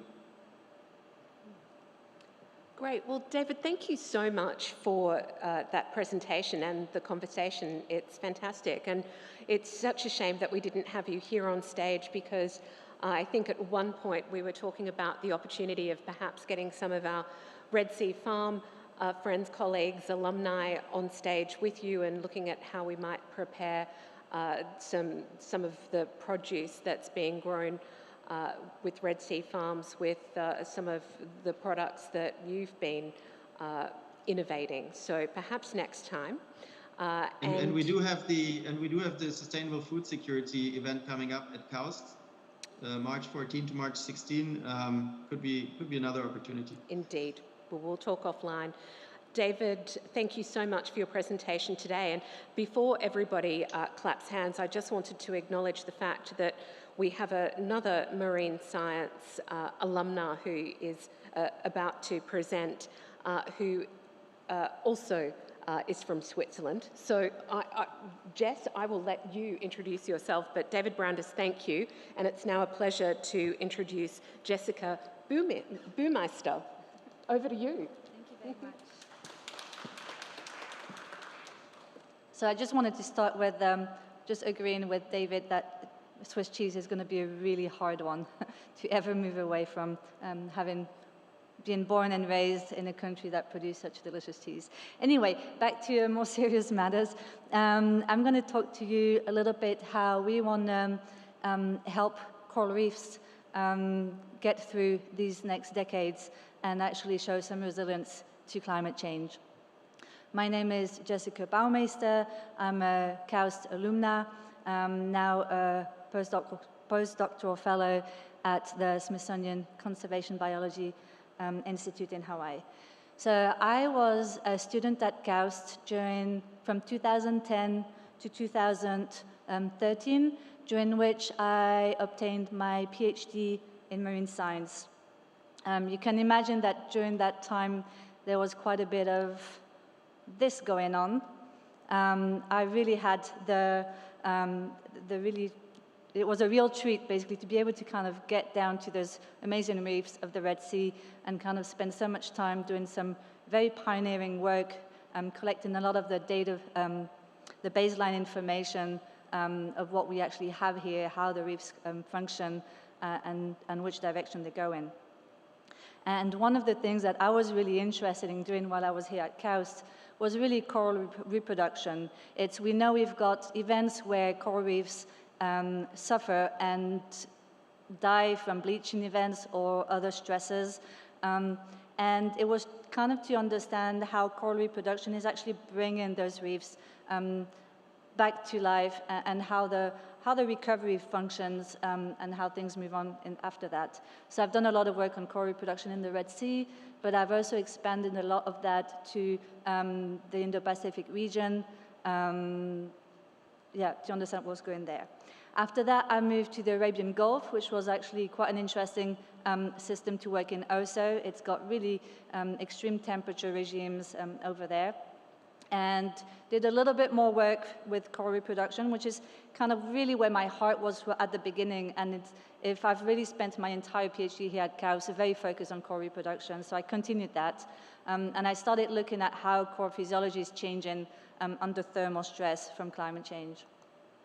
I've moved a little bit further away after that, and I'm now in Hawaii, where I've also went there to start some work on trying to understand how climate change is changing coral reproduction. But I also had the unique opportunity to start some work on coral cryopreservation, being in the lab that really pioneered some of the techniques that are now being used for coral reefs.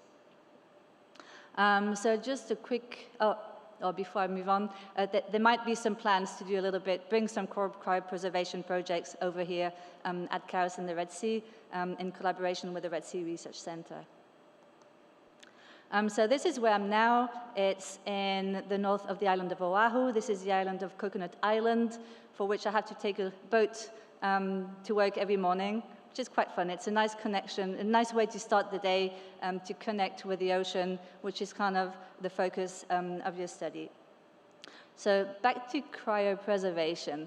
Cryopreservation is a tool that's been used for quite a few years now for humans, for human reproductive assistance, and by fertility clinics. And it's also been used a lot for endangered species. For example, we're talking about pandas or the black-footed ferret, where cryopreservation was a very important tool that helped rescue some populations that were at the edge of extinction. So this is something we're starting to think about for coral reefs, because we don't know what the future is bringing, but we want to make sure that all the tools are available for those coral reefs to be resilient and kind of make it through the next decades. So for corals specifically, or coral reefs actually in general, for marine organisms, what we've been able to do so far, we've been able to successfully cryopreserve, of course, sperm from corals, but also from sea urchins and fishes. We're able to cryopreserve coral larvae. We've recently been able to cryopreserve little coral fragments, and that's actually still completely unpublished data, but it's quite exciting to be able to kind of store your entire organism. And then finally, we've been able to cryopreserve the Symbiodiniaceae, which are the microalgae which live in symbiosis inside of the cells of corals. And this is the area that I'm going to focus a little bit on in the next minutes, because it's really one of the sectors that I've spent some time developing in the last years. So reef-building corals are really successful in crystal clear waters where there's absolutely no nutrients because of that symbiosis that they have with the microalgae. These microalgae obviously do some photosynthesis, and they give most of the products of photosynthesis to their coral hosts.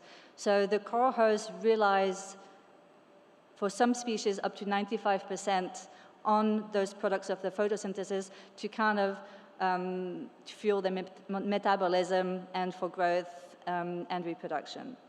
In exchange, the algal symbionts get CO2 from their host and a shelter. These symbionts, these algal symbionts, are very diverse, and they associate with a number of organisms, of course corals, but also soft corals, from jellyfish, from anemones. They also live with sponges and giant clams, and those are all organisms that have a certain reliance on these symbiotic algae for their own metabolism. As I don't need to tell most of you, climate change is really threatening reef corals around the world, and we're seeing a lot of things at what we call bleaching events, which is the middle picture, where your corals turn completely ghostly white, and they are white because they've lost their algal symbionts. They don't have them there anymore, which also means that they're not getting any more source of energy to maintain themselves. So like everybody, if you stop eating from one day, you're not going to die the next day, but you're going to start getting really hungry, and you're going to start getting thinner and thinner. And it's the same for the corals. They can survive a certain amount of time just surviving on their lipid reserves, but after a while, they will not be able to make it through unless they're able to the conditions get better and they're able to reacquire some new algal symbionts from the water. So it's become really important that we're realizing with all those bleaching events, we're at risk of losing the corals, but every time the corals bleach, they're losing symbionts. So as much as we want to put conservation efforts into the corals, we need to also kind of focus on their symbiotic partners, which are these algal symbionts, and make sure that they make it through also. So in Hawaii, there's been extensive work done on algal symbionts in Hawaiian corals to develop a strong cryopreservation protocol. And before I move into this, I'm just going to tell you a little bit how cryopreservation works. It's really a fine balance between ice crystal formation, toxicity of the solutions that you're using, and chill sensitivity. Another additional thing to consider is membrane permeability. So when you cryopreserve some cells, you want to pull some water out of the cells to prevent intracellular ice crystal formation. So when you pull the water out, you're going to want to replace that space with some cryoprotectants, which I've named CPA here. So with that in mind, there's a few steps that you then need to do to kind of tailor a cryopreservation protocol for all your organisms, for different organisms, and they might include obviously removing water from the cells, the use of cryoprotectants, and there's different ones that can be used at different concentrations for different amounts of time. You might want to change the cooling rate, and this may involve ultra-rapid freezing, which we commonly call vitrification. You might want to also change the warming rate, and for this you can actually use laser warming if you want to go for ultra-fast warming. So with all these tools, they started doing some physiology assessment to try to understand the cells they were working with in Hawaii before they developed that protocol. And some of the things that they found was that those symbionts were very sensitive to chilling. That means if you try to pull them down slowly, cooling them down even down to 0 degrees, they were actually not doing really well. So we realized we would not be able to use a method we called slow freezing, which is one of the methods that is the most commonly used for all organisms. So slow freezing would not work. We'd have to move to more advanced cooling techniques. We found that they were also very sensitive in terms of how little they tolerated cryoprotectants. We really needed to work with a solution that was at least at a concentration of 10%, and we found one cryoprotectant that seemed to be okay. So we picked that one and just kind of built the protocol around that. And that meant that after about 7 years of kind of developing this work, a successful cryopreservation of symbiont protocol was developed and published in 2015. So far, so good. However, in 2014, in the summer of 2014, there was a massive bleaching event in Hawaii, and in the summer 2015, whatever survived the first one got affected by a second massive bleaching event in 2015. So this changed a lot of the reefs in the Pacific region, in Hawaii and in many other regions around the globe. And in my case, it changed the story a little bit. So to pull things back down from a different perspective, if you look at the left, one of the ways that we assess our algal symbionts during a cryopreservation protocol is we look at how good they are at doing photosynthesis. So we can actually test their ability to do that and kind of base our protocols on that. So on the left bar, this is kind of your live control. So this is just symbionts in filtered seawater. We test their ability to do photosynthesis. We've got a value. And the second bar, which is next to it, is the values that we get after cryopreservation. So we saw that kind of with that initial protocol that was developed, we were able to kind of get some really good results. I might just mention that it is common for cryopreservation to have survival rates of about 50%, which is a good result. 50% is something that you can definitely work with. Obviously, it can be better, but 50% is actually successful. So we had a good protocol in place. Then I joined the lab. I arrived coming from the Middle East and from the Arabian Gulf. I arrived in Hawaii, did all my coral reproduction studies over the summer, and I was going to have to wait 10 months until I could do more reproductive work. So I thought, okay, let's find something else to do. And I was told, oh, we have that protocol that worked really well. You can maybe cryopreserve some algal symbionts, and then we can actually plan a whole bunch of experiments. So I thought, perfect, that sounds really fascinating. This is a place to learn about that. So let's get it going. Except that when I ran the experiments, this is what I got. After freezing and warming, I basically had close to 0% survival. It was very disheartening, obviously. I thought, oh, can't be very good at doing this. So I tried again and again and again, and I asked for some help. I got everybody who was involved in building that first protocol to kind of come and work with me, make sure I didn't do anything wrong. And no, I didn't do anything wrong. These symbionts were just not making it through. So that was a little bit surprising, but it also made us realize something had changed and we need to find out what it is. So by just repeating some physiology experiments, I found that some cryoprotectants that were well tolerated before were certainly not tolerated anymore by the symbionts. I found that the chilling sensitivity had changed also, and it looked like we were going to have to develop a new cryopreservation protocol. So I thought, okay, well, let's see that. And one of the first things that I wanted to do was to really understand what was going on in terms of water movement. I wanted to understand the membrane, the permeability of the membrane is one of the big drivers of kind of how you're going to develop a protocol for freezing things. And that was an obvious step to do.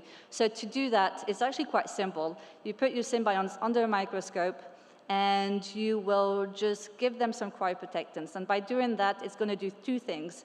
The first step that's going to happen is your cells are going to shrink, which is the water quickly flowing out.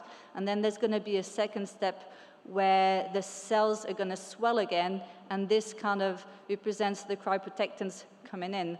So you can see on the images here, I was actually getting some really good shrinking, and which was actually, it felt really fast. It was, all that was done in about 30 seconds of exposure to the solution I was giving it. And then there was really that slow curve going back up where the cells were returning to the original volume as the cryoprotectants were entering the cells.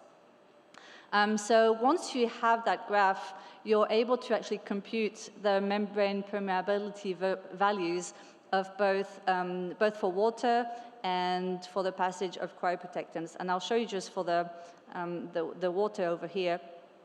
And basically what I found is kind of compared to when that experiment was first done in 2009 and when I repeated it in 2019, is the water was moving out of the cells more than 10 times faster. And this had quite a lot of consequences, and it kind of, such a big change kind of explained a lot while things were not quite working anymore. So one of the things that we think actually happened is we think that there might have been a change in the lipid composition of the membrane of these cells. And the reason I say that is because it's kind of, a lot of the chilling sensitivity is very linked to the membrane, but obviously it's kind of driving a lot of how things work during the protocol. And what we do know is that there's been some experiments where some algal symbionts were exposed to warming temperatures for an extensive period of time, and they actually really found modifications of the lipid composition of the membrane, which actually improved the stability of the photosynthetic membranes and also increased their melting point. So that kind of makes sense, is as your temperatures are going up, they want to make sure they've got a stable photosynthetic membrane, and they want to make sure, yeah, they actually adapt in to those warming temperature to kind of, which is increasing their melting point to kind of make them more stable, but it's kind of changing the whole core of how they function. And we think similar changes may have occurred in Hawaii. So that's obviously an open question. Luckily, there's a lot of tools to be able to kind of check if that is, if what we think happened is indeed what happened. And that will be something that I'll be doing in the future. In the meantime, one of the key factors of making that protocol work again is we were having a lot of trouble with the warming, and I didn't seem to be able to warm my cells fast enough, and most of the damage was happening at that level. So I used infrared laser, and this was a piece of equipment that is absolutely not designed for this purpose. It's a jewelry laser that commonly jewelers will use to kind of do their work. And we've kind of adapted it to kind of, it gets hit by an infrared laser. And that allows us to warm our samples close to 4.5 million degrees per minute. So that's made a huge difference. And it also meant that it was going so fast over those temperatures where ice crystal formation could happen, that none of it was happening, and we were having much better success. So that really was a big game changer, and this is kind of what we got from it. So I ran the protocol on symbiont communities from 3 different coral species. Of course, there's not one symbiont out there. There's a lot of them. Most of them haven't even been described, but in short, a lot of different coral species. Each coral species wants to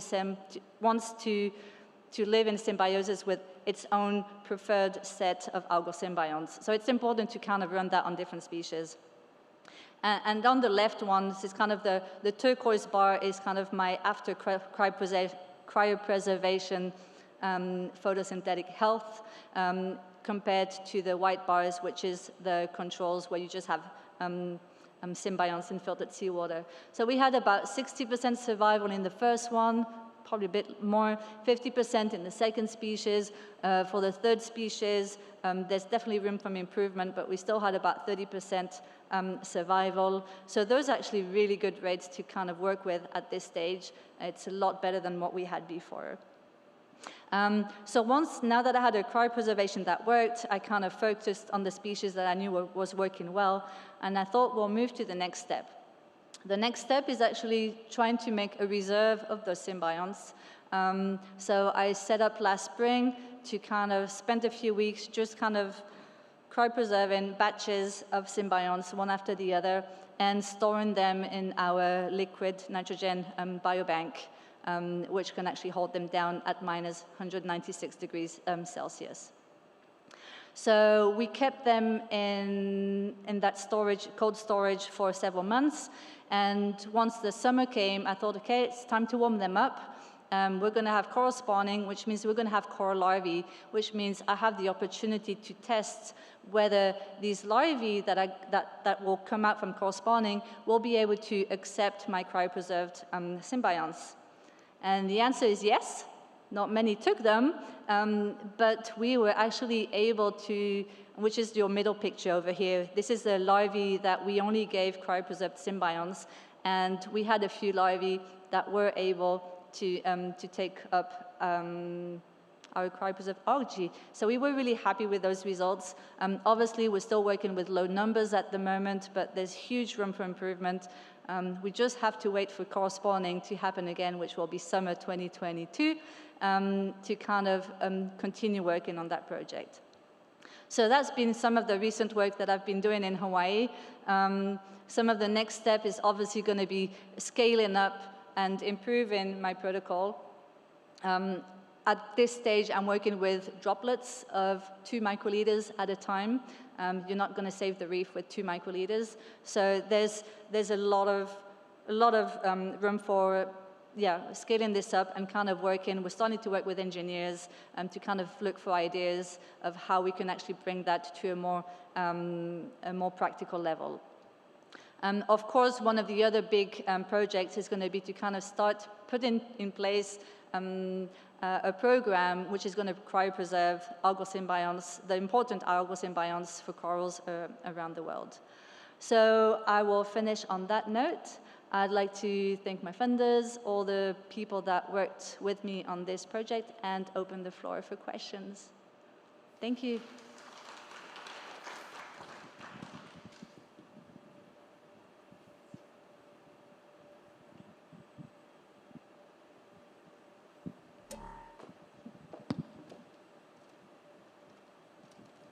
Well, does anyone have any questions from the auditorium before I jump to those that have come through virtually? Well, Jess, we've got a couple of virtual questions. Okay. How did your experience at KAUST pave the way for you to get to Hawaii? Yeah, no, that's a very good question, and it's my time at KAUST has really been one where it opened a lot of doors. It opened a lot of opportunities. We had a lot in the first years at KAUST. I'm sure it's still the same. We had a lot of visitors come in and kind of bring a lot of the science here and kind of share their experience. And it just opened opportunities in every single direction. So I kind of jumped through every single door I could and kind of created already at that time, I created some really strong collaborations, some of them which I've still maintained today. So that's been really good. And then it's been, I think one thing I've really enjoyed at KAUST is kind of you can look far, you can aim high, you can aim far, and there's very little stopping you from going in the direction you want to go. Going in other places, resources might be a little bit more limited, but having had that bringing up that you can look much further and kind of reach a lot further than you would normally think has really been extremely helpful in getting me to where I am today. Fantastic. And you seem to have a very professional relationship that still remains with your colleagues who were in the lab. You're still interacting in an academic sense with Mike Berryman, and a number of alumni know you and I think are working with you collaboratively. So those networks are all important, obviously. Yeah, no, that's very true. And I'm still haven't finished publishing all the work I've done here at KAUST. It keeps coming out bit by bit, but I think it's going to last a bit longer. Fantastic. Well, we've got some more questions. Can you tell us more about the damage from UV radiation on coral spawning and reproductive physiology? Yeah, that's a very good question, and it's one I can answer very specifically because I've done a lot of tests specifically on UV radiation and coral spawning. And basically, UV rays at a high level is, of course, damaging. You're going to expect to get some DNA damage in your cells, and the gametes of your coral spawn is actually, they are very sensitive. But it depends what you're looking in terms of UV radiation. Are you looking at natural levels of UV? And what I found from my work is you need a minimum of natural UV hitting your corals. If you try to block it out it actually disrupts reproduction to a certain extent. So I found it's kind of, you need at least a minimum of that UV presence. Obviously, one of the risks that we're seeing with climate change is that we're having a change in weather patterns. And it's kind of when you have those hot days where the temperature's up and the water might be still because the winds are just not there that day, and you have a much deeper penetration of the solar radiation. But I've actually found that the visible range of the solar radiation was actually more damaging to coral reproduction than the UV range of solar radiation. Great, thank you. Another question. Can we genetically modify the coral larva after it has been cryopreserved? That's a good question, and I don't know if I have the answer for that. Coral organisms were kind of very much behind for in a lot of ways from a lot of the other science that's being done, just because your coral organism in itself is actually quite complicated. So it's taken a while to kind of disentangle the different components of your coral organism. Yeah, that is definitely not a question that's been investigated because it hasn't been very long that we can do that. And I know of only 2 labs in the world that just know how to, who've actually cryopreserved larvae to this date. So. Well, Reem asks that question. So clearly, good question, Reem. You have stumped the presenter. So, that's great. Now, does anybody in the audience? Yes, please. Thank you very much. This was a very fascinating subject. I'm just wondering, so recently I felt that there was a growing interest in diving in the region as a fun activity, especially during the pandemic. I'm wondering if you have advice as a marine scientist and a diver to make divers dive with purpose. Is there any advice, any do's and don'ts, any guidance for how to make such a fun activity useful for the marine life? Thanks. Yeah, well, one, and I'm sure you've heard that sentence before, is kind of you protect what you love, and divers that go in the water, they just love being there, they love the marine environment that they're diving in. So it's kind of all those divers that get into the water, they're really the ambassadors of kind of the marine life, and they are really the eyes. I mean, there's only so many people that can go, so many scientists that can get in the water at the same time, and there's a lot more divers around the world than scientists. So they are really the first set of eyes that's going on. So it's kind of, I would say, yeah, look, learn, and share your knowledge with the other people, and I would say get more people into diving. Any further questions? Well, Jess, I'd like to thank you so much for flying all the way from Hawaii to present on your research today. It's wonderful to have you here, and safe travels back. And thank you very much. Great, thank you. Now for our final presenter, drum roll, we have Tarek Al Turkistani. Tarek. Hello, Tariq Al Turkistani. I'm happy to be back here at KAUST. I'll be presenting a little bit about my journey at SAEE, which is a startup that I co-founded while studying here. So, okay. So my journey with KAUST has actually been for 14 years. I first started as a first KAUST KJSP cohort 1 student back in 2008, when KAUST was basically being built. I was selected from KAUST to be and Mawhiba to go to the US and study for my bachelor's. I went to Penn State. First I went to UIUC. I did my English year, like most of the KGSP students. Then I went to Penn State, where I did my bachelor's in computer science, and I minored in math. Then I came back to KAUST in August 2013. I started my master's in computer science, and then I finished 2 years later. I started my PhD. I had a couple of advisors changing. First, I started with Professor Mu'taz, then moved to Professor David Keyes, where I did my research on high-performance computing. So it took me a lot of time, around 7 years, to get both my master's and PhD here, and during which I was able also to co-found SAEE. SAEE started in 2015, first as a company to help women go to work. So we were trying to build a carpooling women to work app. That was at a time when women were not allowed to drive here. So we went through, well, the government back then had a mandate to reduce the unemployment rate, and they found out that one of the major reasons for women not being participating in the workforce is the high cost of transportation. So we came up with a solution.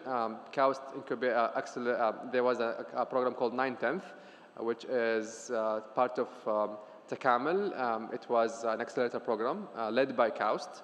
My partner Ihab started the project here, and he was looking for a technical co-founder, where I was introduced to him through the Entrepreneurship Center. I started coding for him, and then basically I decided to join the company and be a co-founder. We got then a couple of angel investments of around $700,000. Then in late 2000 or mid-2017, the royal decree of allowing women to drive came into place. So our value proposition was not deemed useless. So we had to pivot. And in that pivot, one of our investors, which is actually Citco, one of the sponsors of WEP, they were an investor in a private equity fund in Hong Kong. And that private equity fund was an investor in Jolly Chic. Jolly Chic was a booming e-commerce platform here in the region. So we decided to deliver, to try to deliver parcels instead of transporting ladies to work, and that worked well. We started to generate revenue. And then in 2019, we were able to get or close a Series A investment led by Venture Souk, which is a venture capital based in Dubai. We were able to raise $2.3 million. And since then, we were able to grow the company. Today, we deliver in roughly 110 cities and towns in Saudi, deliver mainly for the e-commerce companies. Most of our e-commerce companies that we deliver for are actually Chinese.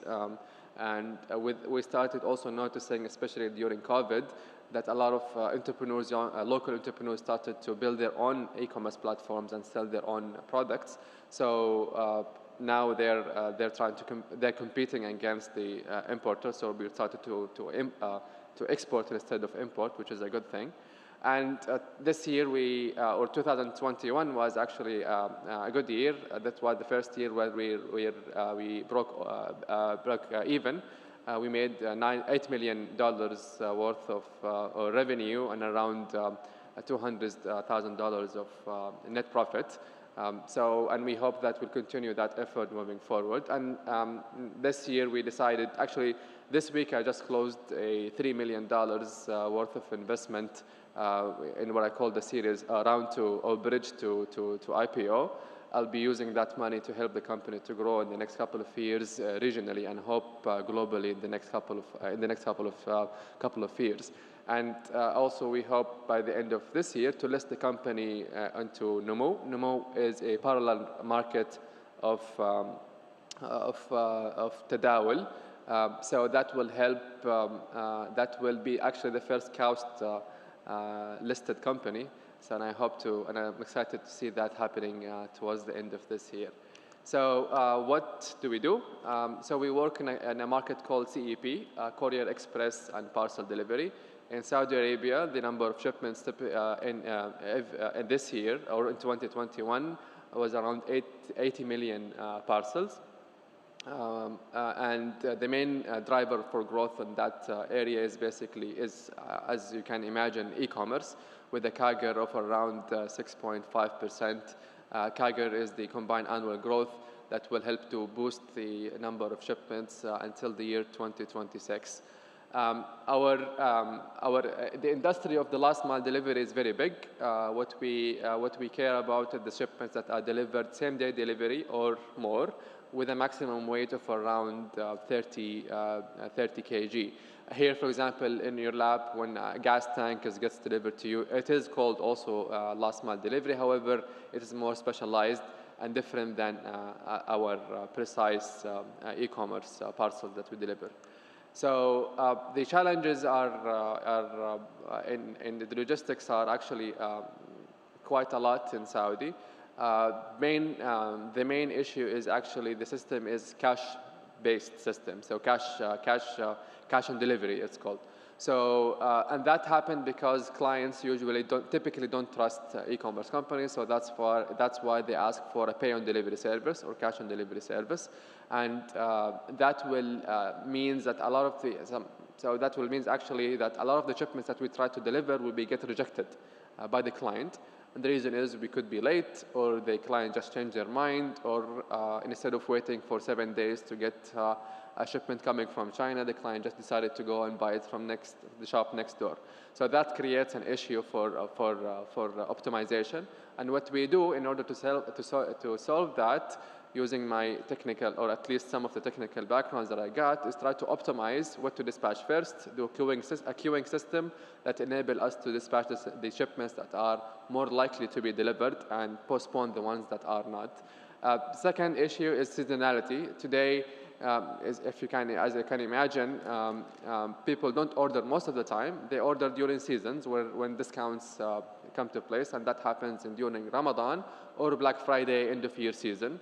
So it means that those two peaks will have a lot of shipments that are just being bombarding the infrastructure of the logistic. And our solution for that is to do freelancers who come in, sharing economy, come in our warehouses and in order to deliver the parcels. And the third and most annoying actually issue in our infrastructure is the absence of proper address. Today, you could order, I'm sure you ordered some of things on e-commerce platforms, and you put your address on the checkout page, but yet when the courier is on his way to you, he'll message you on WhatsApp and asking you for your location. And that happened because the couriers don't trust the address that is written, because every company, for some reason, has a different way of writing the address, and that is hopefully going to be unified with the national address system that is being pushed forward from the government. So in order to help to optimize that, what we do is we try to do something called auto scheduling, auto calling. So I'm sure right now with this range of from Samba to Al Ahli, many of you had a swap in your on your Al Ahli card, right? So you received a lot of calls from SEMSA or any other couriers in order to schedule or to know your location. That technique helps actually. The reason for that technique for that technique to be placed is because of the lack of the address and the lack of the confidence from the courier company with the client. So they try to do this auto scheduling to make sure that the client is actually home and he or she is going to receive the shipment or not. And also the address. Address is written properly. Like for instance, I have two addresses, one in Jeddah and one Thuwal. So which one am I going to send the courier to? So these are the challenges that we try to solve using technology and data that we collect throughout the years. So in the past 5 years or 4 years since we pivoted towards delivering parcels, we were able to grow around 110% in CAGR. Roughly this year, actually, we closed, or 2021, we handled around 1,400,000 shipments. Our revenue grew from a couple of thousands, from less than $1 million in 2018 now to 8 million. And also our gross profit got enhanced in the past couple of years, while we try to understand the system more and change the model towards something that is more profitable for the shareholders. So since we started, now we cover almost all the kingdom. What remains is just the north borders and the empty desert. We hope that no one lives in the empty desert, so we don't have to deliver there. But perhaps solutions like KAUST is doing right now, which is the KAUST Smart initiatives, to deliver parcels, those kind of solutions will work perfectly in remote areas. For example, in offshore areas, or remote hospitals, or remote compounds, where some autonomous delivery vehicles or solution like drones will be more suitable than delivering in small towns and highly condensed space. And also the prices are going very competitive and very low. So for instance, it costs SAEE around 14 to 15 riyal to deliver a parcel, whereas if you wanted to have a drone to deliver a parcel, it will cost actually maybe 10 times more than that. So, and we built our strategy for the next 5 years, and in that strategy, we hope that we'll be a regional player. We need to expand to more than 2 countries in the next couple of years. We'll begin by Egypt, and then Pakistan, because those 2 countries have high density in population and high growth in the number of people who are starting using the internet to order shipments. Basically, our target for the next 5 years is to grow our market share from 1.6% to 10%. And that will be very challenging, but we hope that we'll be able to achieve that. So we will not be able to build all of that without having a very resilient team. So today, I'm leading a team of around 115 full-time employees. 10 of them are in Islamabad, Pakistan, where a lot of my back-end coding happening there. My journey with SAEE started as actually a founding CTO, and then eventually now to be a CEO. And now with the listing the company in the new market, a lot of my energy is being shifted towards governance more than actually building the business development efforts. And my team here is basically helping me to do that. I met Mahmoud's brother actually here at KAUST. His brother was doing PhD at Mustafa. He was doing PhD also with Professor David Keyes. So KAUST was able to help me to introduce me to people who would help me to grow the business in the past couple of years. So with that, that was very quick. I'd like to thank you, and if you have any questions, I'll be happy to answer them. Thank you.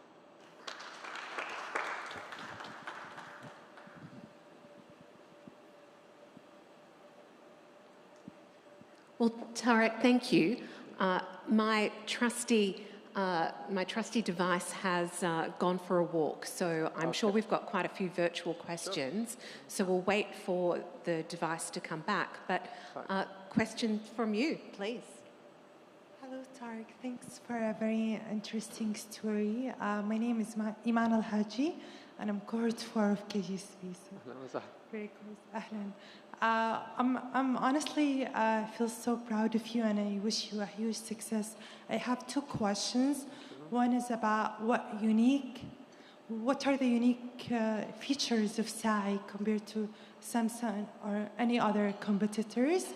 And the second question is about your PhD journey, and even after you graduated, did you feel like, especially in PhD, we dig very deep into a specific field, right? How did you look back at your PhD? Do you feel like it was a toolbox, or is it a different experience? I would love to hear your thoughts on it. Thank you. To answer the first question, I think when we started delivering using crowdsourced captains or couriers during last month, we were the first company that does that.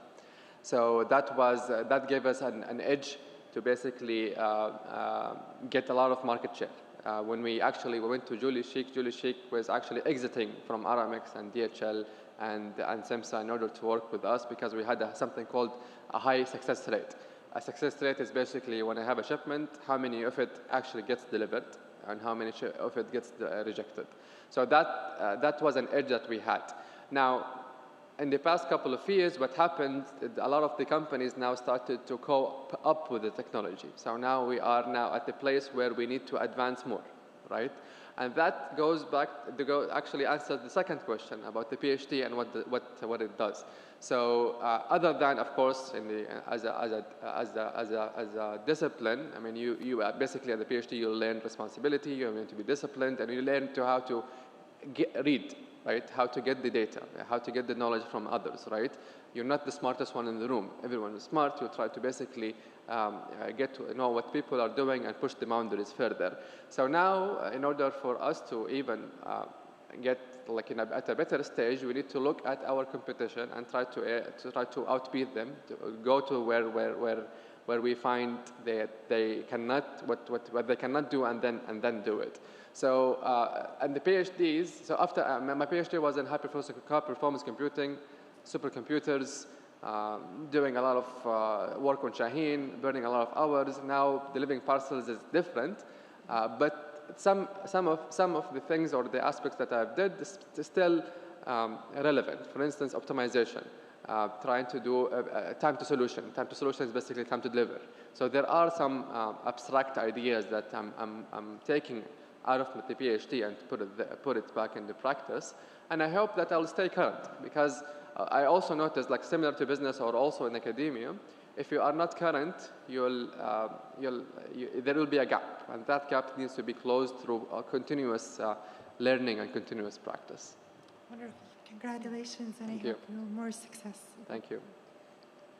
Did the company grow exponentially as a result of COVID? Because I don't know about other people, but I shopped online like there was no tomorrow, and so I know Kaust had to navigate those logistics. It wasn't just me shopping online. So you know, with other companies or businesses sort of folding during that period, your company grew. Yes, indeed. And one of the things that was perfectly happening, people started to adapt to online solutions, right? Especially, for example, online payments. People were not paying online; they were doing the cash on delivery option instead. Now, more and more people are paying online, and also the government support towards towards enforcing the national address. That by itself is helping the infrastructure to be in a better position than it was before. And if you right now go, actually, the impact of COVID on logistics is global. If you go today to Jeddah, just to drive around 7 p.m., what you'll notice, a lot of the cargo companies move. And 2 years ago, 3 years ago, you'll rarely see like a FedEx car, a DHL car moving around this town. But today, if you go, you'll notice them more and more often, because a lot of people are actually ordering online. So there is a huge shift and huge pressure actually on the infrastructure of a city in order to accommodate for those online demands. And was the plan always going to be to go into an entrepreneurial career when you finished your PhD? No, actually, I had a faculty position at KFPM. So, but I think there was a question that asked earlier about working in industrial research or academic research. Unfortunately, in Saudi, academia doesn't pay. So until that changes, it will be difficult to put a lot of scientists towards making science, right? So when I finished the PhD, I had those two options: either to build my own company and then later list it and make it public, or pursuing the academic part and paying basically my dividends of like what we call zakat al-ilm towards basically the knowledge and pushing the boundaries of science, scientific discovery. So that trade-off I had to make, and then entrepreneurship won. Great. Well done, well done. But it looks as though you've not been sleeping for the last couple of years as you put together the company. And Muhammed Sameed made a point in his remarks that you're over there, Muhammed. So you're a scientist, but you've got a passion for startup, and you have learnt the business side of things along the way through the continuing education that you have done. Having a look at your org chart, Tariq, you're obviously working with a group of colleagues, or you've recruited a team who have the business finance side of things down pat since you're focusing on other research-oriented activities as well. Is that how you've divided up the business? Actually, that's what I hope for SAEE to be later on. What I'm focusing at the moment now to build a proper infrastructure where I could have enough luxury, by luxury I mean enough money where I can put it towards research and development, right? And that is that's the ambition that I hope I will not be able to do it in the next couple of years, but I hope in less than a decade that I'll be able to do so. Yeah. Fantastic. Now, questions from the audience. Yes, come on down.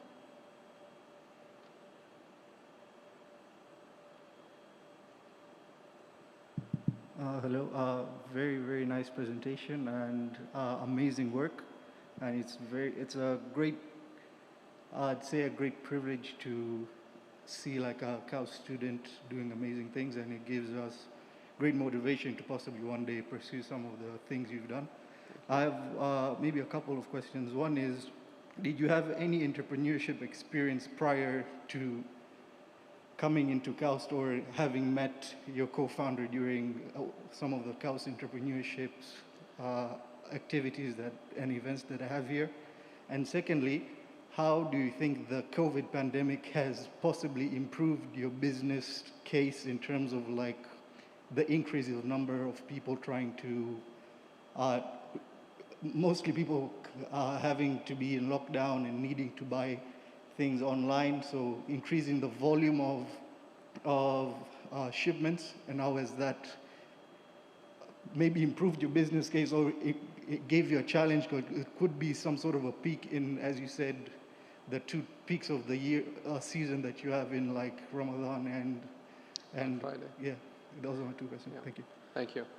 So I actually did not have that much of an experience in building any companies or startups. When I went, the only thing that I did was while at Penn State during the senior year, my professor or advisor at that time wanted to build a company to lower the viscosity of crude oil. And I started with the computer simulation. It was during my senior project. I built a computer simulation for something called clouding bubbles. So we have we create like bubbles filled with noble gases, and those under some supersonic pressure they explode, and then they make the crude oil more viscous. So that was the only thing that I did. We built a prototype. I met a couple of investors. That's the extent of the knowledge that I had about entrepreneurship. And then I came here. When I came here, of course, there was the Entrepreneurship Center, which you find next to SAPIC. I met Abdul Rahman, Jeffrey, Amal Dukhan, those people who were Ozan, who were leading that effort at that time. And then I met my co-founder here. He was actually joined the accelerator, and he was searching for a technical co-founder, and I met him through the EC, the Entrepreneurship Center. So, and the second question regarding the demand, what the pandemic helped us with is accelerate the growth, right? We know that people need logistics, right? So now we know that for sure, and people need to have digital solution. And the young generation are now very impatient.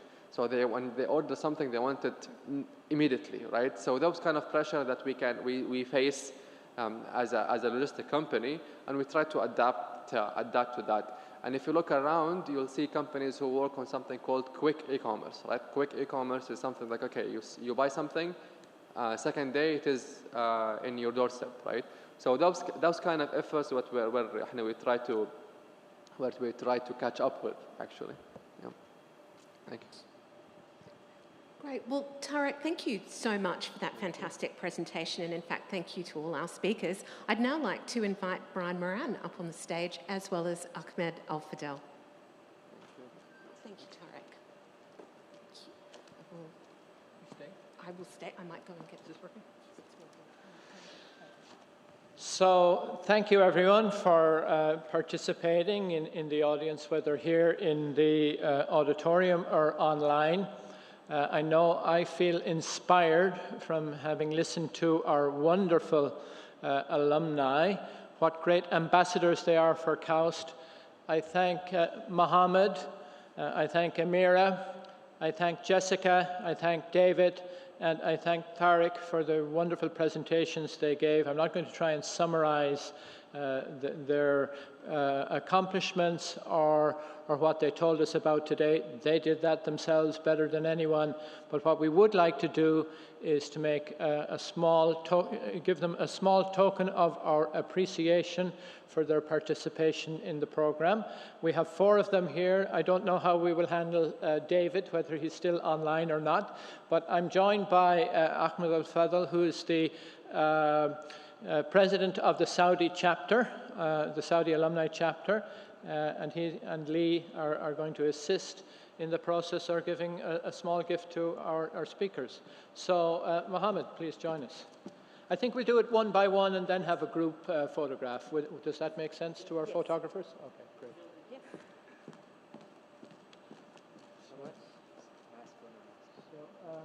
Should we? I suppose we should have masks.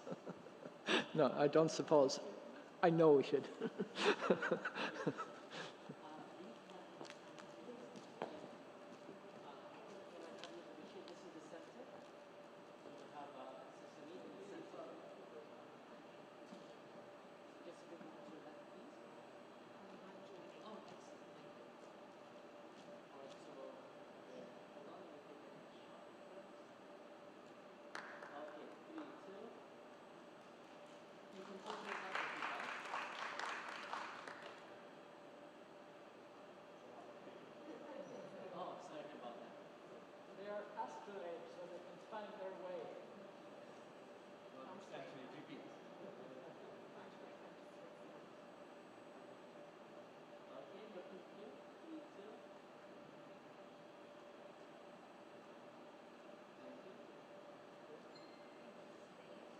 Next up, we have Ameerah.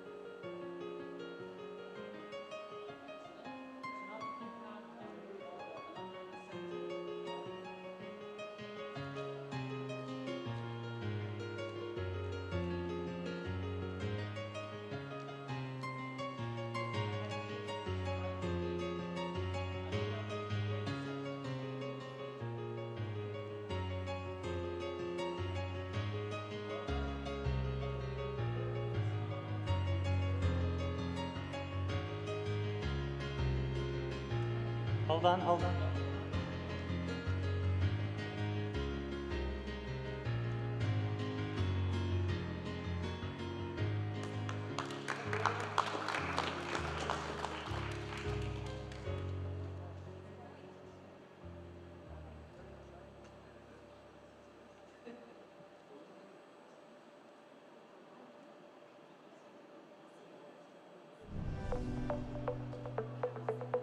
Now there is massive amount of opportunities into different industry, edtech, health tech, biotech, and many other areas that are really great opportunities for entrepreneurs to capture.